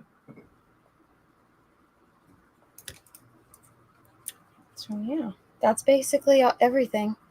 Yeah, I haven't painted this project in a while, so I was like, I was doing that Halloween painting challenge. The local art store by me was having a painting contest, and I guess to win was you get to go in their art show. Oh, cool. So, I don't know how many people are in it, but I know all of my paintings got selected, so I was pretty stoked about that. That's right.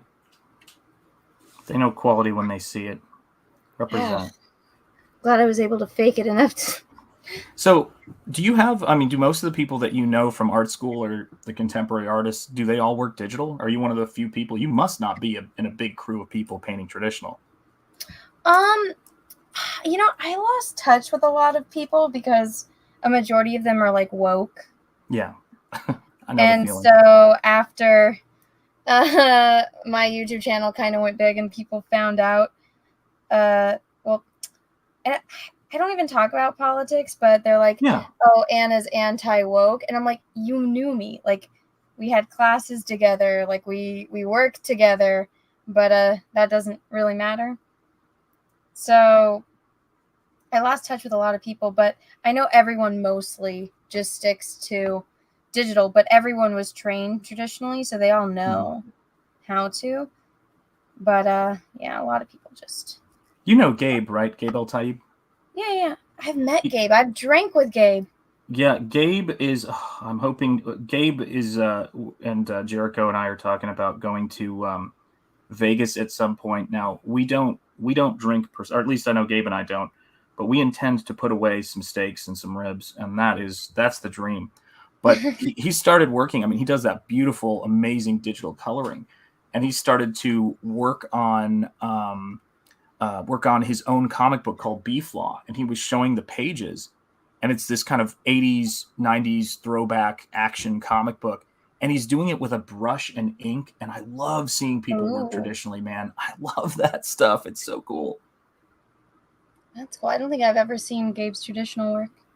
Oh, man, I tell you what, I think a lot of people in Comicsgate right now, they're in the closet. You know what I'm saying? You know, it's like that's the dark side of Comicsgate, is all the traditional artists who have to go into hiding. Now, but I mean, have you ever watched? When I watch Ethan draw, I'm like, do you have a computer for a brain? I mean, he just like goes and I mean, that's incredible, man. The stuff he does is sick. Well, I mean, once you've been doing it for almost 30 years, I'd hope to have that level of skill. Yeah, I know, but come on, you had art school teachers, right? Yeah, I did. I've been teaching for 50 years, and you go, huh? It's like, you can't paint. Oh, man. Luckily, I don't know, maybe your teachers were that great. wasn't the case with any of my teachers. All of my teachers were incredibly talented. Wow. So, see, I made the mistake of going to a, quote, elite art school, and I think that was the problem. It's elite more in opinions and wokeness than it is in actual technical ability, which is really depressing. I would say my core class teachers were definitely like that, but all of the like studio teachers were all incredibly talented. Oh, that's great. Yeah, but like the ones in my core classes for like concept art, like it's like, oh, you couldn't get a job in the industry, so you got a job teaching. Oh, wow. Yeah. I mean, that's the thing about, and by the way, hello, Voyager 47. It's great to see you. I think that this is the thing for me, right? So I was a college teacher for 18 years before, like about a year ago. And that was one of my biggest frustrations of it, right? Because if you love teaching, if you love actually like helping people, you know for a fact that skills is how you move people forward in their life, economically, paying off loans, all of that stuff. And it is, you're right. When you meet people who it's like, you could not sell your work. There's no demand for what you're doing, but you're teaching people how to do this thing that you haven't mastered yet. It's really depressing, you know, because you just think, come on, like this is the best stuff in life is art. How can you not want to do this? There were some teachers that wouldn't even show their work. Like I remember I took a vehicle and armor design class. Not once did I get told or taught at all how to design vehicles or armor. It was just, it's a 3.5 hour class. You show up, he tells you like, oh, this was what your homework was. Everyone, let's take 5 to 10 minutes per student, talk about your homework, go over it. This is the homework assignment for next week. Come in next week with your homework assignment done. And I'm like, how am I supposed to do this if I have no idea how to do this? There you go. You know? Well, and it's not about how to do it. It's about the concept. Now, just deposit your tuition into this fire here, and there you go. So I just made my wife laugh with that joke, by the way. Yeah, I mean, I can actually show you an interview with the head of one of the schools I'm not going to do it, obviously, at the moment, but with the head of one of the art schools I used to teach at, and she said, we're not here to teach them how to make pictures. This was the illustration department chair. And you think, okay, well, have you told them this? Because it does say art school on the outside of the building. And they might foolishly think someone's going to show them how to do something. Holy cow. Well, yeah, the only classes that I learned anything in was my studio classes. So it's like, Yeah. this is how you draw proper anatomy. This is like, Mhm. analysis of form. This is color theory. Like, all of that is the only reason why I think I learned anything, because all Yeah. of the actual core classes didn't teach me anything. Yeah, I was an adjunct at the school that I went to for I don't know how many years, and it really does seem to be that the full-time faculty are made up so much of people who are unskilled, that Yeah. the best teachers you have are those adjuncts, are those part-time studio teachers, and they have no path to being full-time because it's like they're actively weeded out. It's rough because that's who you learn for. Like from you have to like struggle to get into classes with good teachers, and it's nuts, man. Well, I mean, there was a couple of teachers that were like, they should not be working at this school, but they're Yeah. best friends with the head of the department.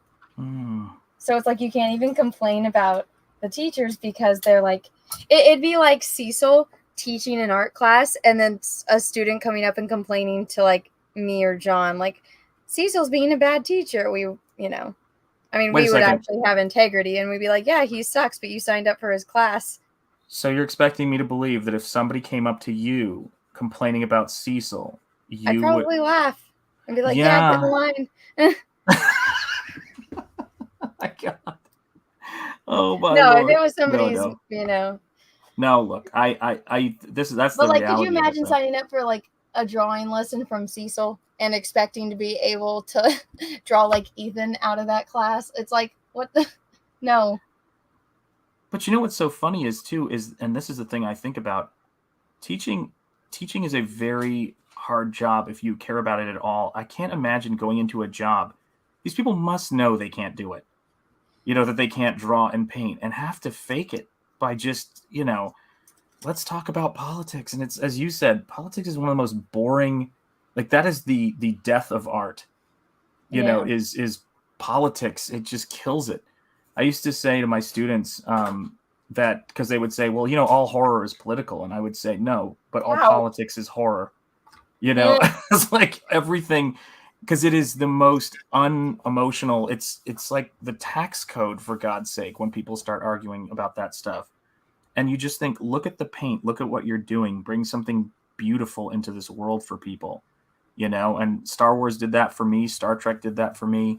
Comics did that for me in a major way. Artists like Todd McFarlane and Dave Stevens, and I'm so grateful now to be in Comicsgate, where I'm actually, I mean, how many years do we have as artists? You go into a Twitter room and it's like, oh, hey, I'm doing a painting stream. Anybody want to come in? And it's like, oh, this is the best day ever. People are painting. It's a good day. So yeah, I don't know how they do it. Yeah. Well, let's see. I'm a little rusty when it comes to these, but I think this one came out just fine. Make it full screen and so you can. Oh no. God. No, okay, sorry. No. You're still going. You're still. Oh, sorry. I thought you had wrapped up there. No. I'll wrap it in a minute. Got a couple more touches to do. It's just, I can always tell with the eyes when I'm a little rusty on it, but still okay. Yeah. It's consistency. Yeah, That's there's what we important. see, right? And then there's what everyone else sees. They'd be like, wow. As long as they like it, but I think like the proudest I am when it comes to these is when somebody sends me like a completely just blurred disaster of a photo and I'm still able to make something out of it. I'm like, all right, I can do this. I can work with it. But I have gotten a few of those.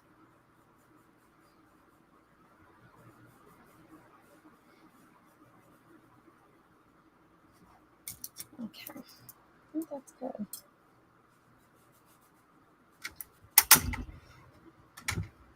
It's time for photo.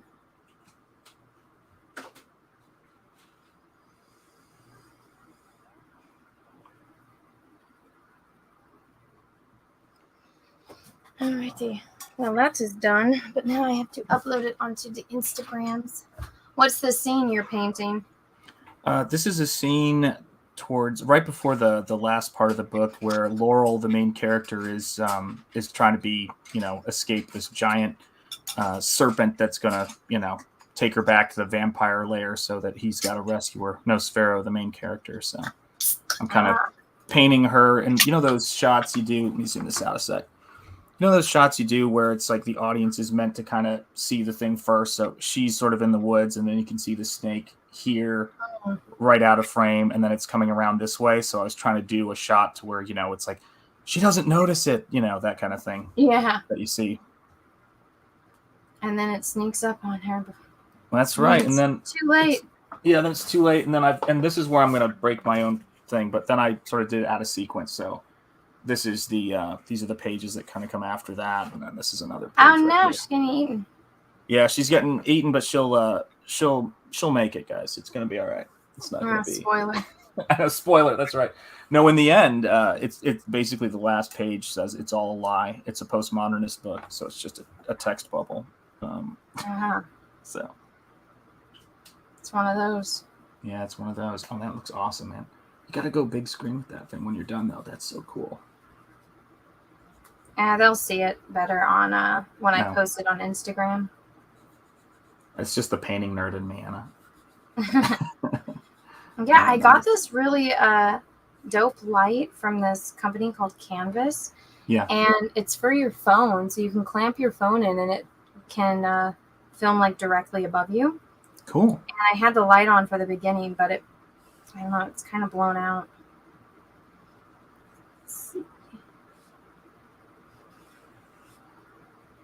Man, that's cool. Looks good. 74. Next one will be 75. I'm so excited. You're a machine. Another milestone. I wish I could be more of a machine and get more of these done. Well, it's not like you haven't got a million other things going on, too, at the same time. So I think a machine is a safe assessment. That's awesome, man. I wish I could do these faster, but I've learned I'm like, these are about what? Oh, actually, this one was pretty fast. Yeah. Everyone in the chat's like, you're so fast at this. And I'm like, no, I'm not. I feel like I'm too slow. Well, that's what keeps us moving, right? So that's the joy of it. Well, I sketched out, I feel like people don't really see me like work, at least when it comes to like a full composition, and that's not an eye in one session. So I was doing this one painting, and it was like a werewolf in a moon canvas. People were like, you drew that, like I sketched her out. Like, you drew that so fast. I was like, no, I didn't. Or at least it doesn't feel like I did it fast. Just don't take your own defense. Don't take the stand in your own defense, Anna. It's like, I think she's innocent. I don't know if I would say I'm innocent. I would sort of say, let's hear all the facts first. Yeah, you did one. I saw you doing one because I saw werewolf, so I paused. Where it was like sort of like a half face turned slightly away. Is that the one you're talking about, or was it another one? That one's awesome. Yeah, it's just that one. Yeah, that one is one of the ones in the Halloween thing. I have more canvases. I think I'm just gonna paint them anyway, and I might just wait until October, and then do my own little mini challenge for October. Cool. Because I even bought the pieces so that way I could make frames for them. Oh, nice. So are you going to keep all your originals for this book, or are you going to sell them? I think so. I think I'm going to keep all of them for this book. I try not to. I just sold the original to somebody for the Cyberfrog trading card. This one. Oh, yeah. So I just sold this original that's a watercolor and gouache the other day. So I do sell paintings, but it's got to be enough so that I feel great about mailing it off. You know what I mean? Like I love my originals. I love, I put a lot of energy into them, and they're also the kinds of things to where you just think, it's something nice for the kids to have and that kind of thing. But I do sell originals. Like I might sell the pinup I did for Phil's CG Vacation, and I might sell one of the ones I did for Malin's Visions book. So we'll see. But these, I love them. Like I'm not emotionally ready yet, Anna. to sell these. It's like, but never say never. I like how you even like went around the panels with the forest. Oh, don't you love like? Do you? Of course, you know Alphonse Mucha's stuff, right? So I love. How do you pronounce it, by the way? I always call him Mucha, but I've heard it said 1,000 different ways. But I love that stuff. So when I was when my kids were just born, I was like totally exhausted. It was a lot of late because they were twins, very Star Wars. And I went out to San Francisco to hang out with some of my buddies, and they knew people at Skywalker Ranch. So we went there, and George has the Byzantine Blonde and Burnett Mucha originals in the foyer. Oh, and wow. man, seeing those in person was one of the greatest days of my life. But I love Mucha, so you can see me making all the panels, kind of a little Mobius, a little Art Nouveau, you know, so that everything kind of feels like it flows together. But I love doing that stuff because I'm just a big Mucha fanatic. I love that stuff. Well, you can tell. Very Yeah, inspired. I try to steal from the best. That's you know. Let's see what just happened. Where's my profile? Future profile. No. Just let me upload my damn things. Instagram's being weird. Sorry, everyone. Let's see.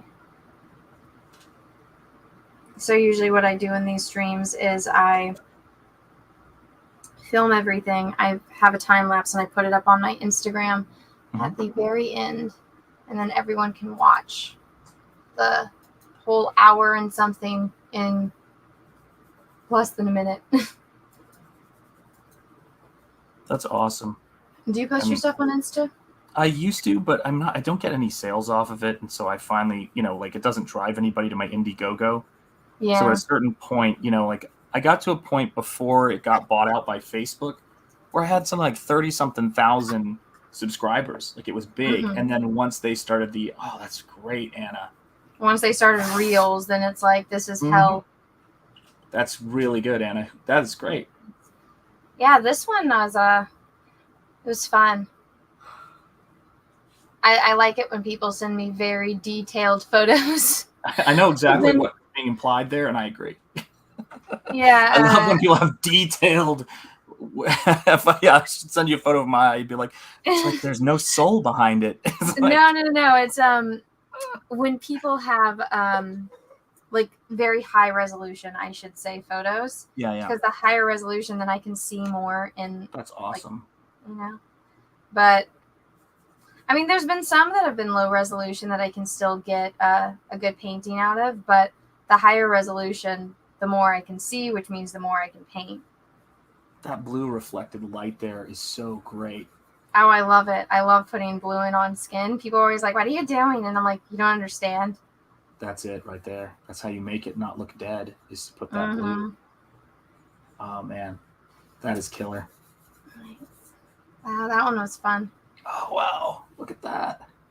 Like this one. This guy was a very blurred, cropped photo, but it's like, I think I can still make it work.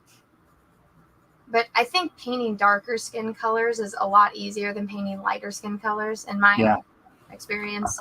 No, it is. It is. I would agree with you 100%. You know, because you don't have as much value range, and there's those crazy subtle reflected light things that happen with the blue. It's crazy. It's like threading a needle. It's so hard to get those values right, man. That's beautiful. Yeah, and so like when like this gentleman's obviously black, and so it was fun because you can see everyone that doesn't know what we're talking about.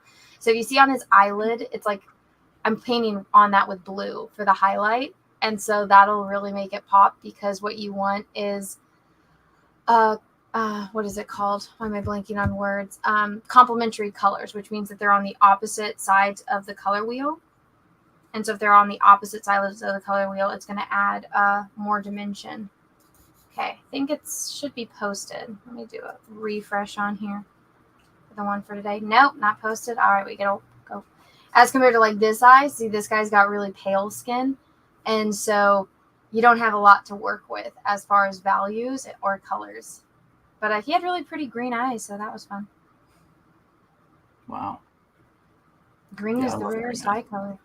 Yep, I'm just looking at a pair of them across the studio from me right now. Oh, does your missus have green eyes? Yes, she does. Yeah, I paint all of my female characters have green eyes because of her, so it is what Are it they is. dark green or light green? That's a good question. I don't know because I'm I'm Indian and Puerto Rican mixed, so to me anything that's not super dark appears to be very light. So her eyes. Hold on a second, honey. Would you say her eyes are light green or dark green? Medium. She said medium. Did you hear that? I mean, that's not an Oh, answer. okay. Because my sister has like dark forest green eyes.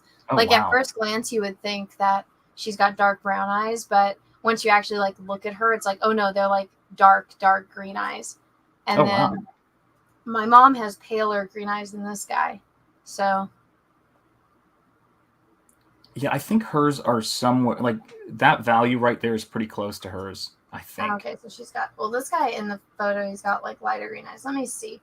Like this girl, hers are hazily. Let me get out of there. Okay, so here, perfect row of green eyes. So I would say this is a light green eyes, this is a dark green, and then this is a medium.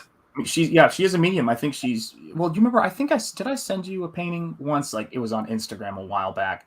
I think I sent you a painting I did of her eye, and yeah, to me it's probably she's right. It's probably medium green, and Okay. yeah, it's got it's got the little warm flecks of color in there and everything like that. So I'm a big fan, Anna. I'm a huge fan of That's those the eyes. green. I think they're great.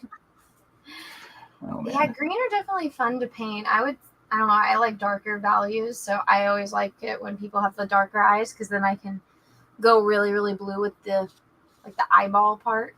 Mm-hmm. But it's fun. Somebody's saying oh no, what just happened? That stupid screen just went crazy.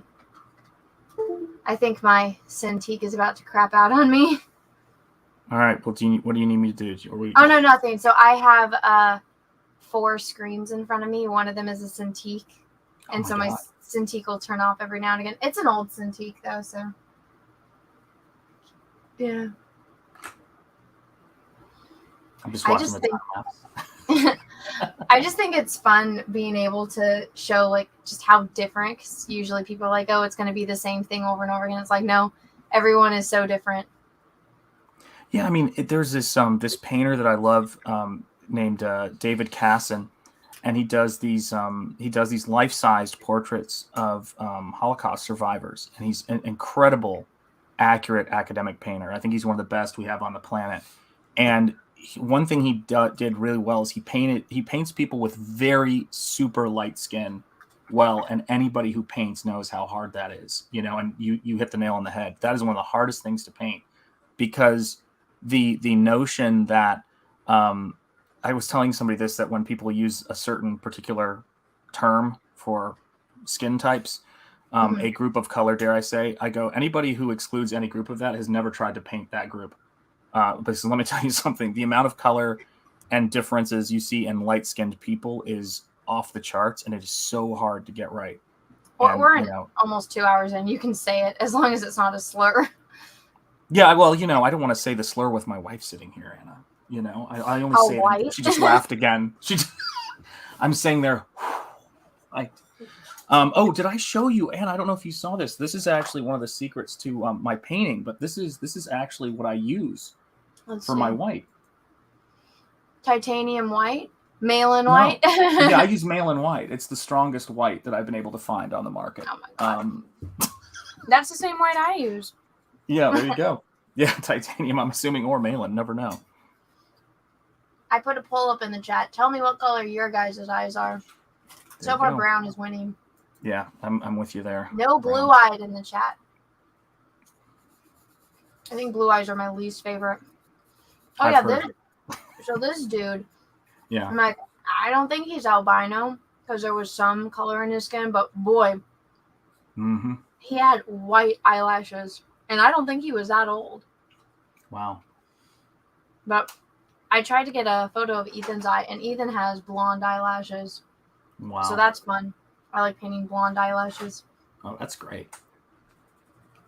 And it's fun because that's always where the values are dark on the eyelid, and so when you get the blonde to go over it, it always stands out really nice. Russell Hall, thank you for super chat. Mayonnaise monkeys. Go on, say it. Say it. I only do that on my channel, Russell Hall, but we thank you. What's a mayonnaise monkey? It's an offensive expression, I'm going to guess. I'm putting it together as much as I can. Oh. For the fine, fair folks, I'm guessing. Oh, okay. Well, my mom is super freaking pale, but I don't know. I feel like people who have a nice tan, it's easy to paint, but definitely if people that have darker skin colors, at least I find are easier and a little bit more fun to paint. Because I think it is easy, so it goes on smoother. Like the lighter somebody's skin is, just it's a little bit more pain in the ass. You know who's a nightmare to paint? I did a painting of Denzel Washington from Book of Eli, and really? I cannot I love Denzel Washington, great actor, but he is like when people have one of those perfect faces, boy, is it hard to paint. Give me, somebody with, really crazy features any day of the week. That is what I told people. I'm like, I tell them this in the nicest way, because when I said to do this, you have to not be wearing makeup, and a lot of my girlfriends are like, I don't want to, I'm gonna look bad. I'm like, you don't understand. The worse you look in person, the better you will look in a painting. And they never believe me until like I show them, and they're like, oh, you're right. And I'm like, yeah, like if you have a perfect face of makeup, if your like face is perfectly symmetrical, it's not going to look as good as somebody that's, rolled out of bed. Oh, that's great, man. Look at that one. Nice. What is this one from? I can't read that. Sorry, with my glasses. That was 66. Wow. That's cool. Anna, that's great, man. The person that I'm painting right now in this time lapse is the brother of the one that I painted today. Somebody submitted their whole family. Wow, that's great. Do they get like a first refusal on paintings? Do you offer for them to buy it or? Yeah. I told everyone if they wanted to buy it. Like I'm taking volunteers, so you don't have to buy it if you don't want to. Like, what if somebody doesn't like my painting? But if they want to buy it, I have no problem selling it to them. I just ask them that they wait until after I do a show, because I want to have them all up on display, and then once the show's over, I'll ship it. If they pay, are you gonna make a book? Yeah, I want to eventually. Oh, that would be awesome. The Book of Eyes, and then after this, I want to paint like pets' eyes. Man, you're just. This is the dad of that family. Oh my gosh. Yes. Did it get easier as you went? Like, did you get a sense of their? I don't know. Well, you'll notice that some of the children take after the dad, and some take after the mom. And some of them take after somebody that you don't know, and that was the concerning part. Oh, go ahead. No. It's more the dad has, as you can see, darker features. There you go. I got it. And I know. So the mom is a little bit on the lighter end, and so the kids that look like her were a little bit more of a pain in the ass. But they all actually had pretty nice tans. One of the kids had a sunburn, so. Yeah. Well, I'm in one of those families, Anna. I don't judge, where mom's lighter, dad's darker, and the kids are this, split. Well, that's my family. But you can see he's darker with the freckles. Oh my gosh, yeah. Oh, and then this is crazy. Mom's eye. But her photo, they took all of their photos outside, so it was nice because it was all direct sunlight. But on her skin, like she was standing directly in the sun, and so it was just so bright. And because she has lighter features, it was kind of blown out in the photo. Wow, you got the value in there though, nonetheless. I was trying to. That's a killer shadow that you've got going on too. Nice. They followed my instructions well. See, that's what it is. Yeah, I mean, oh my gosh, when people are like, can you paint this person for me? Here's the worst photograph that I have of them. Can you make it magical? It's like, no, I need data. I need it. Oh, this is the kid with the sunburn. Oh my goodness. It was a big family. There's 3 boys and 1 girl, and then the parents. I guess they kind of had a hard time getting a photo of the daughter's eye because they sent it to me a little later. They're like, she doesn't want to do it. And I'm like, okay. I'm like, oh, she changed her mind. Here's a photo. I was like, okay. You know what's great about seeing this process paintings is it really shows people how important it is to put those angles in. Because when it's finished, they can never, see that as clearly. But when you're putting it in, I mean, it's all about the way that the light falls on the face angle-wise. And that's why it's so great to see that, man. That's awesome. People just with the process, like I feel like that's something that you don't really learn is you don't get to see someone's whole process. Mm-hmm. And so with this, it's like here is literally from beginning to end how I make this. Yeah. So I think some people like it. Oh, I think I think people do, and I think when I'm doing the stuff on my channel, I always try to do a painting every now and again where I start from scratch, and I'm like, guys, you just got to dive in at a certain point. And this kind of process you're doing right here is like it forces you to be ferocious because you've got the camera on and it's like it's happening one way or another. We're getting a painting by the end of this. Yeah, basically, I'm like, it's getting done, whether I like it or not. That's it. That's probably the reason why you're successful at it. It's the same thing with comics. People, I think people can get lost making anything, whether it's paintings, books, comics, whatever it is. If their goal is it has to get done, and that's the most important thing is it has to get done. And it's like when people see, I mean, how many of you have done now? 70? What'd you say? 74. Congratulations! Seriously, that's big. Have you laid them out on the floor at any point and done a crazy photo? I have them up on various walls. I probably should. I should lay them out. I don't think I have. I might have to take everything off my counter and try to take a photo. Yeah. But I don't know if I have a spot that's big enough to put all of them on. But some of them are in various stages because after they're dry enough, I varnish them and then I add the leafing. So a lot of them have leafing. Like the second that they're ready for leafing, I try to put the leafing on. But I ordered it's so great. So I was at the Container Store because I was trying to see how I could get something that I could paint when I was camping. And I was like, I wanted a container that could fit at least 6 canvases because I thought I was going to be a little ambitious and paint 3 paintings a day, which did not happen. Yeah. But I was like, I wanted to take the canvases with me, but I wanted to be able to bring them back if they were painted. And I found like the perfect frames for these. And so I ordered a bunch of them and they weren't supposed to come in until December. They came in yesterday. So I got a lot of frames to prep. So are you going to be, just basically putting all the ones you have in frames and then do it, one at a time once you get closer? I'm going to try to bang them all out as they finish. So let me actually show you. I'll just take a break from looking at time lapses. Let's stop sharing my screen. So I have one that's actually done completely. Nice. So this is one that's completely done. Oh no, is my camera not on? Oh damn it. It's not. What happened? My camera disconnected in some way, shape, or form. Why is it frozen? Save. All right, I'm going to have to lock it for a second. What happened?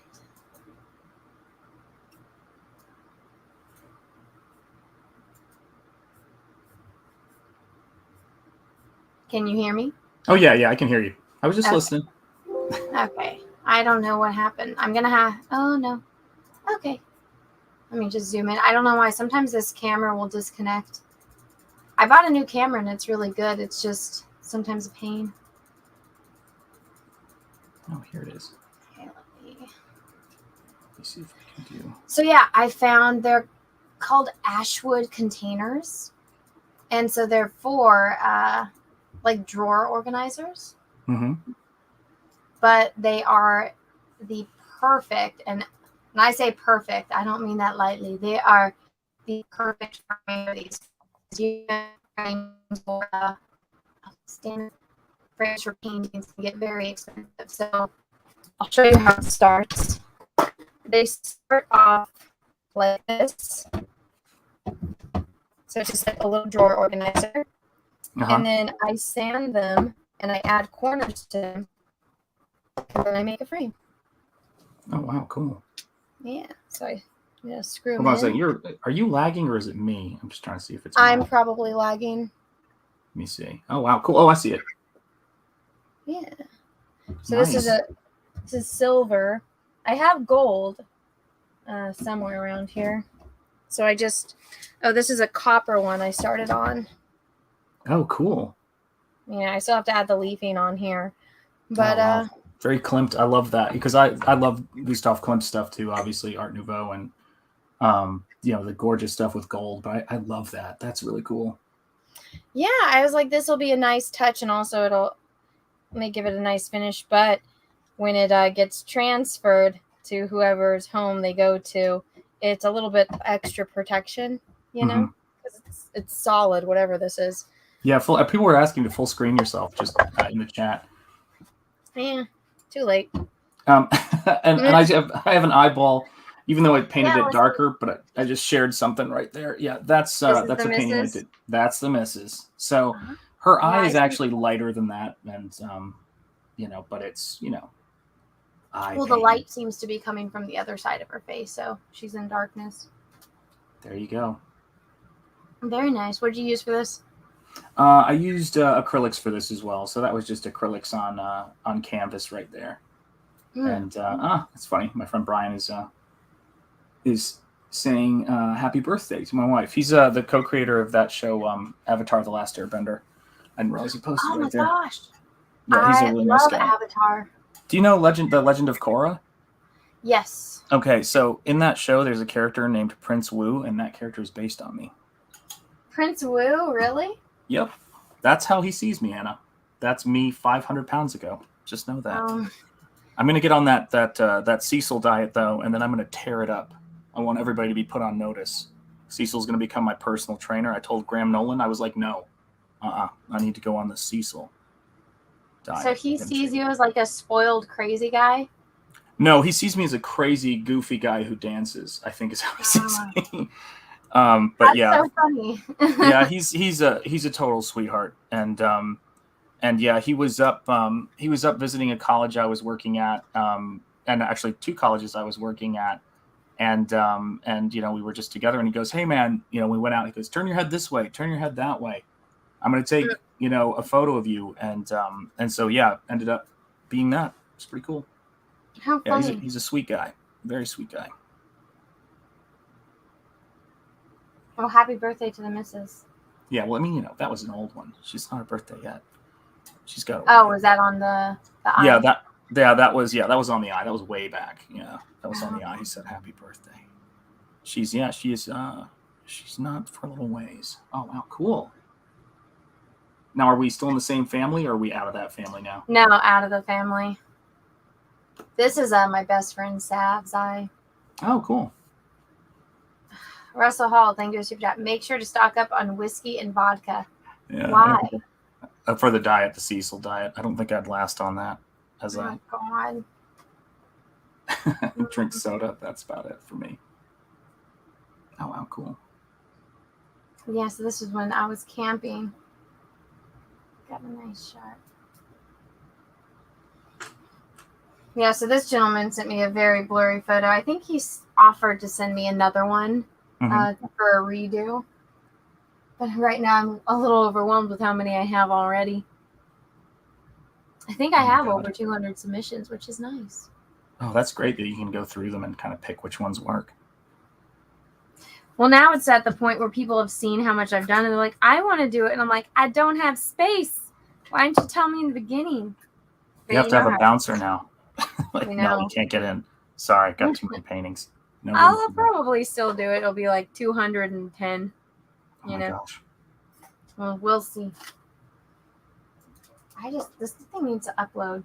This is taking forever. If you ever see 7 of 9 in the chat, this is his eye. Oh my gosh.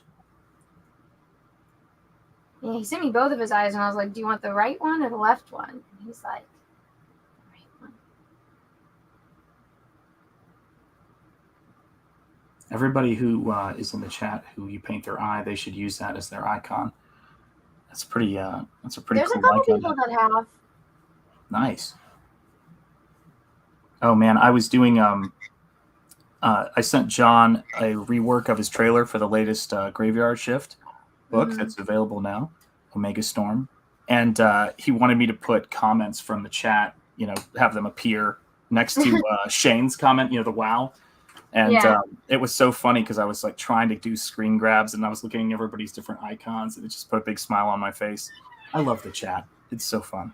I was like, look at all these people. It's great.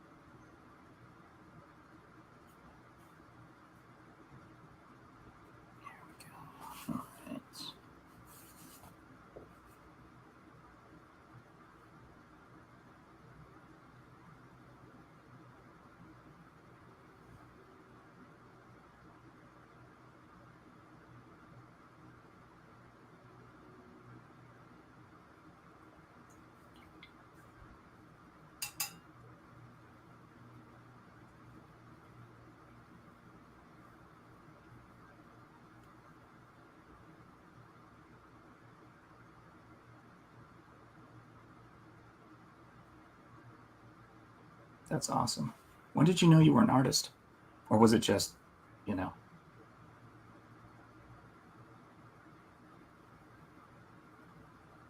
Oh, and I can't hear you. I don't know if you're muted or not. Video looks crisp now. There we go. We might have lost the audio, though.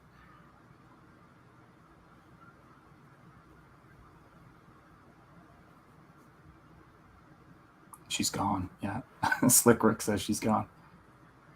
Hey, what's up, Ricky Barrett? Good to see you.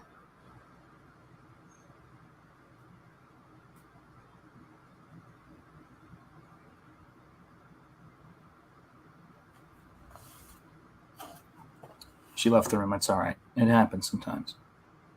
It was probably something I said. I brought up acrylic and, there's that age-old acrylic oil feud. Can you hear me? I can hear you now. Oh my God. That was so annoying. It crapped out. Okay. What did I miss? Anna's microphone has weird settings. Yeah, it's being weird right now. I don't know. Its light was on, but it was saying that mic was disconnected. Yeah, Gabe has a mic that if you, one of the special mics where if you tap it, it mutes it. And there are times when, you just breathe on the thing and it goes off. So we have to watch each other's mouths to see if we're talking. Oh, nice. Right. There we go. Phew. Bless you. From today's stream, everyone. Oh, no. Is it not going to play? There we go. And, yeah, let's see. I heard the door go. You heard my door, but you couldn't hear me talking?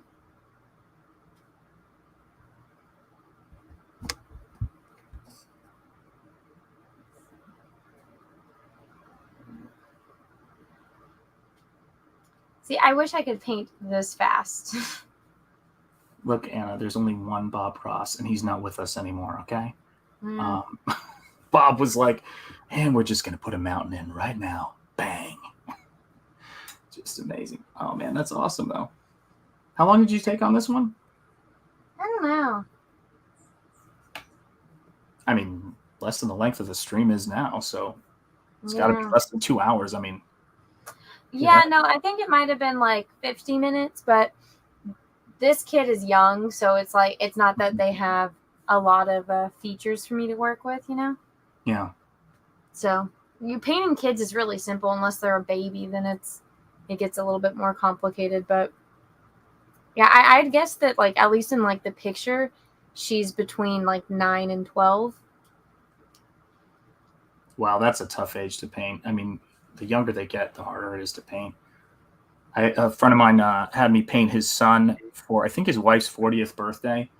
And I mean, the kid was really young, fair skin, light eyes, light hair, light eyebrows. And I just was like, give me a photo where there's some sunlight on one side of that kid's face, or there's no way I'm going to be able to. I need some value, big time. Do some Rembrandt lighting.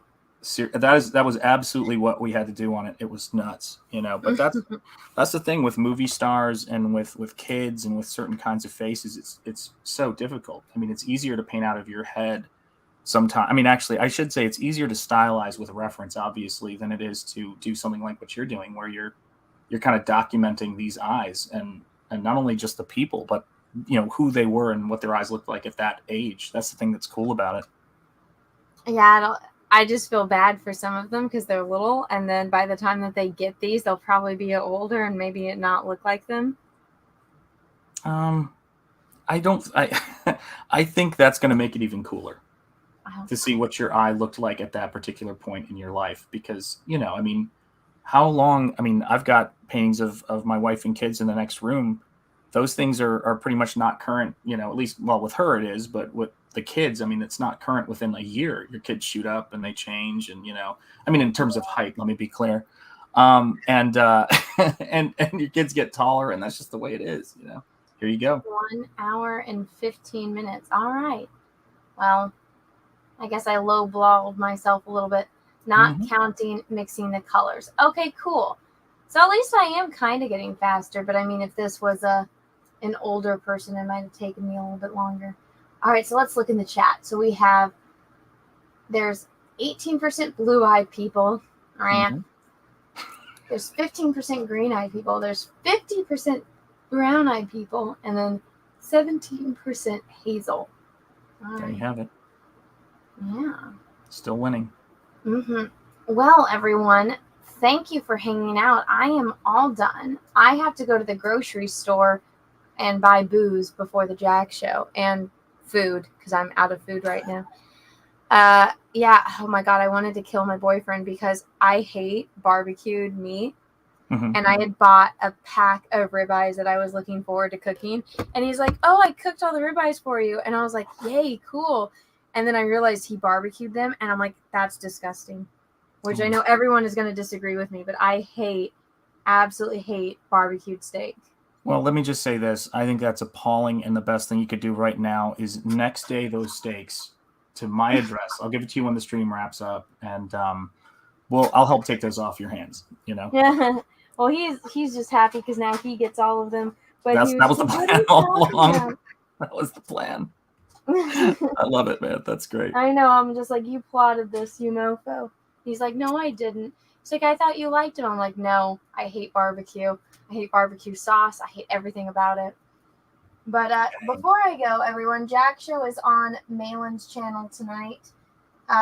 8 p.m. Pacific Standard Time, 11 p.m. I guess Eastern Time. And then, Shant, what do you want to promote? Gosh. So there's my comic book, Nosferatu the Cryptwalker, which I'm painting right now. It's on Indiegogo, and just, you know, check out my YouTube channel, Shanthan Jetty Art. It's, you know, I do painting streams, and I do pretty much the same thing. I just paint in real time and talk to the chat. And thanks for having me on, Anna. I appreciate it. No problem. Yeah, you're always welcome. If I send the link in the Comicsgate chat, everyone is always welcome to come on and hang out, and I appreciate it. If my mods can link those in the chat, that would be great, and I'll put them in the description after the stream is over. But everyone, thanks for hanging out. I will try to be back tomorrow for another painting stream and get 75 eyes done. I apologize to everyone for the numbers that I gave you. When I went camping, I thought that I grabbed them all in order, and I didn't. So my order is completely off. So if you were like, oh yeah, I'm number 75, I am so sorry. I messed them up. But don't worry, your eye will eventually get painted. It's just my order is fucked up. But anyways, everyone, thanks so much for hanging out. I will see you tomorrow or later on tonight in the Jack Show. Bye, everyone.